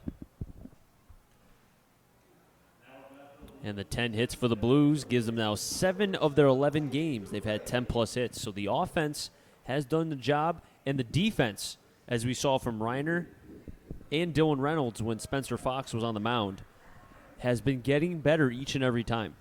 Yeah, they have 2 errors today, but they've also made some dun plays here today, as that'll bring up Buddy Dwayne, who swings at the first pitch, grounded to third. Achilles Fields throws across the diamond to first. In time, 2 away. Score that 5-3 in the book.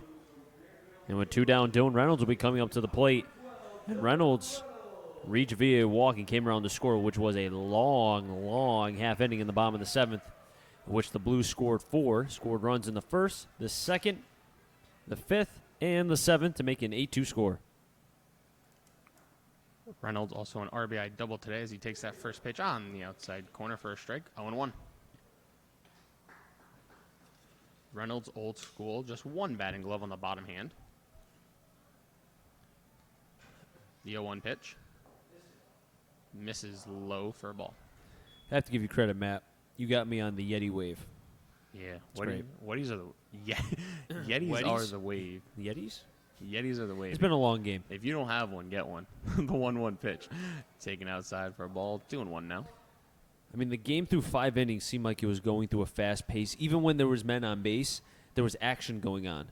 But then you had the last couple innings where walks, hit by pitches, and pitching changes. Screeching halt. Exactly. I mean, that's a great one. Great comp. 2-1 pitch. Misses outside. 3-1. Looked very similar to the pitch that was called strike early in this at-bat. Kyle Maves is on deck. Will Reiner on double deck. 3-1 pitch misses way outside. Reynolds will flip his bat towards the dugout and jog towards first. Works a 2-out walk. And as Chris said, that will bring up Kyle Maves, the Blues shortstop, who is 1 for 3 today. He's also been hit by a pitch and has an RBI single back in that long 7th inning. Back-to-back walks for Reynolds as that pitch was just a bit outside. And Kyle Maves almost faced his teammate Derek Goldrick, but just came up short. The first pitch to Maves is outside for a ball. And I noticed Dominic Nyman discussing something with Ronnie Palmer. Now he's walking back out to the bullpen. I wonder if maybe that was, do you want to go in? Who should warm up? Do you want to pitch? 1-0 pitch to Maves, followed straight back into the backstop. 1-1 count. But I would think Leahy's day is done because he walked out to the bullpen, and typically a pitcher whose day is done, you don't walk back to the bullpen. So it could be either Nyman or Hughes. We'll see. 1-1 pitch, a big hack from Blues shortstop. 1-2 count now. 1-2, 2 outs, bottom of the 8th, 8-2 game. Blues lead over the Silver Knights. Pitch misses low for a ball. The Mantle World Series starts in a couple weeks? Yeah, I've been seeing commercials for it. Should be interesting. Yeah, What was it, Bobby Witt Jr.'s kid? Or Bobby Witt. His son was in the Mantle World Series a couple years ago. Really? Yep. 2-2 pitch. Fouled. Wow, that was a long foul ball. Out of play down the third base line. And you had an opportunity to do it last year. I did. I called 5 games for the Mantle World Series at Fusenage Park in Torrington, Connecticut last year. Very fortunate for that opportunity. That was my first play-by-play gig. 2-2 pitch, grounded up the middle, fielded by Ray. He'll flip it over to first in time as the Silver Knights don't allow a run in the bottom of the 8th. We head to the 9th. Blues have been in control of this one, 8-2.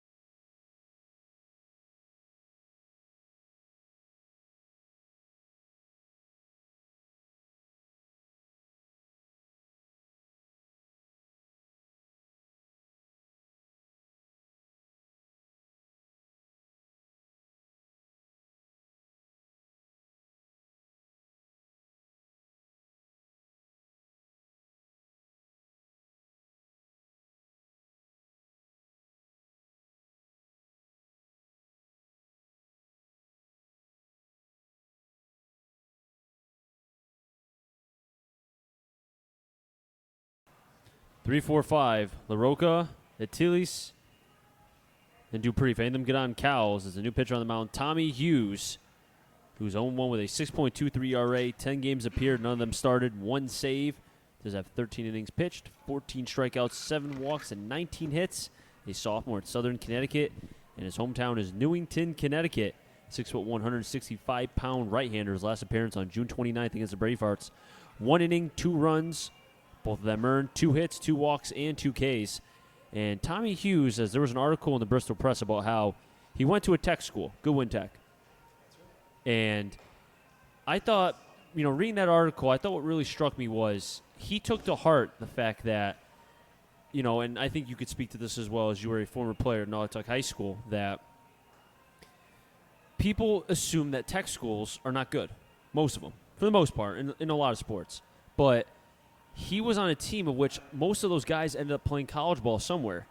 And for a player like Tommy Hughes, who, when he was a freshman, I think he was like 5'2", 5'3", he grew into now a 6'1", 165-pound right-hander. You're going to a very good school in Southern Connecticut. I think he and a lot of the other players on that team from Goodwin Tech said, you know what, we're going to break the barrier of people thinking that tech schools aren't good. Yeah, I think he's done a great job of that. I mean, representing Southern and Goodwin Tech well here with the Blues so far. And he reminds me, I was 6'1", a little taller than him, but I just see a little Marcus Stroman in him. I was just about to say, looking at the picture and then the delivery, you can see a little bit of Stroman. Swing and a miss, 1-1. And another thing too that really kind of caught my attention was he said he had to go into a game and he had to catch his brother. And he said something to his brother, which it was like an argument, like a loud, screaming. And his coaches embarrassed him after the game and said, "Don't do that." 1-1, snaps it in a little bit high, 2-1. And he said that he would never act that way again because he didn't want to feel that embarrassed. He didn't want to be that embarrassed in front of everybody. 2-1. Foul off, looked to be the right leg of the umpire, 2-2. So for a player that young, still in high school, to recognize that and to feel that, you know what, I want to prove that tech schools are not a bad place to go, I have to give a young player like that a lot of credit. I really do. Yeah, that's a very mature move by Mr. Hughes. Great job by him. The 2-2, breaking ball sends it, long foul. And that article, amongst a lot of other articles in the Bristol Press, are made by Zach Carpenter, who does a great job.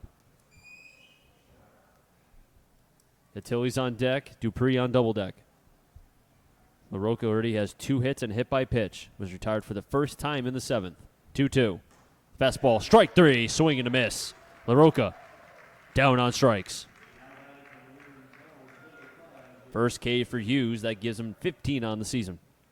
And Attili stepping up to the plate for the first time tonight as he came in after the third baseman, Bramante, was tossed for arguing balls and strikes, and we, again, assume it was in the 5th inning when he struck out on a curveball.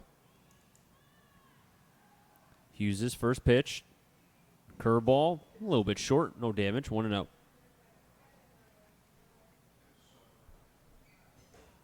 And if Hughes can keep the score as is, you allow Nyman and Nowak to be fresh for tomorrow in a big game against Pittsfield. 1-0. Curveball, couldn't snap it, 2-0.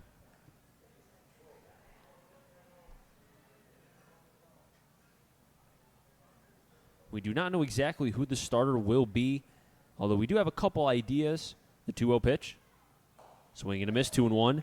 We would think that Arjun Thakkar would be on the mound tomorrow. However, because of the now duration of the rotation being spread out, it could be a multiple starters. But either way, the Blues, as time was called by Achilles, the Blues will be going down to Pittsfield tomorrow in a game that could decide their placement for, I know, at least in second place. And if Brockton loses and the Blues win, they could be in first by tomorrow night. 2-1 pitch, make it 3-1. Dupree on deck, Cal's on double deck. Matt Shane in line for the victory. And the Brockton Rocks do play tomorrow. 3-1 foul back. They'll be at home again. They are hosting this Nashua Silver Knights team.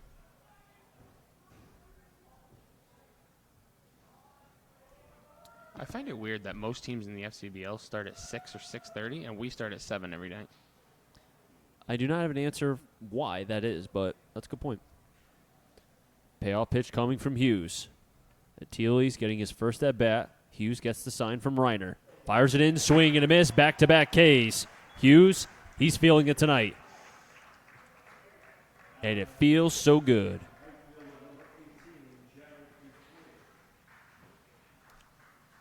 That'll bring up Jared Dupree, the right fielder. He struck out in the first, reached on a fielder's choice in the third, grounded out to second in the 5th, and singled and got stranded on second in the 7th. First pitch to Dupree. Inside for a ball, 1-0. And we've seen it all tonight. Good defense. The pitching has done the job for the most part, getting out of jams. And the hitting, 10 hits again, 1-0. Low 2-0. 7th time in 11 games they've had 10 or more hits. Not too shabby. And we'll see what can happen tomorrow in Pittsfield. And if they hold on to this lead, that is 9 of their last 10 games they've won, if I'm correct. It will be 3-0. Look at me go. Matt, you do a great job. Thank you. I try. Don't get a big head. I have a pretty average-sized head, I would think. 3-0 pitch outside for ball 4. 2-L walk.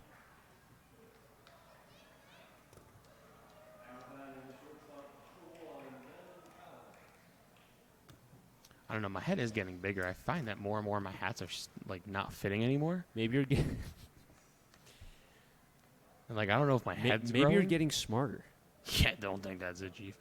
But Cowles is at the plate. Cowles has struck out twice, walked twice as well. So the two things he's good at, striking out and walking. Pitch is low. Reiner keeps it in front. And I didn't mean to laugh about the striking and walking part. Matt's just been making me laugh this entire night. Dude, I would be a stand-up comedian. I told you should be. I just prefer sitting. Then be a sit-down comedian. Nah, that's no fun. Oh, okay. 1-0 to Cowles. Inside, 2-0. And right now, Hughes looked good in the first 2 batters, but the command wavering right now. 6 straight balls. Struck out the first 2 guys he faced, and now he's on the verge of walking the next 2. And this is the last thing manager Ronnie Palmer wants to see. 2-0, runners going. Pitch is foul back. And you know what? The one thing I've always wanted to do, and my mentor up in Torrington always wanted to say this too, but he never had the chance to. He always wanted to say, I remember now.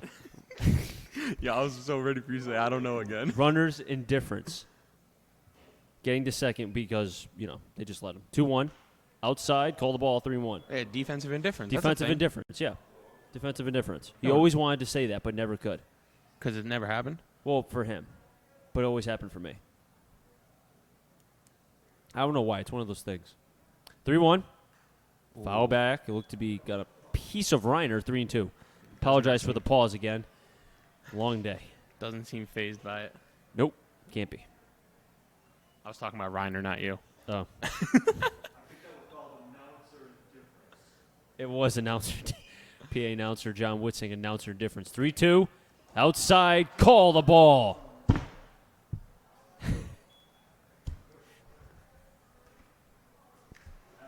And the entire press box is not pleased with that call. Bro, my leg It was close. cramping, bro. We got to get out of here, man. Back-to-back walks by Dupree and Cowles. You know, it might not seem obvious, but I love being here and doing these games.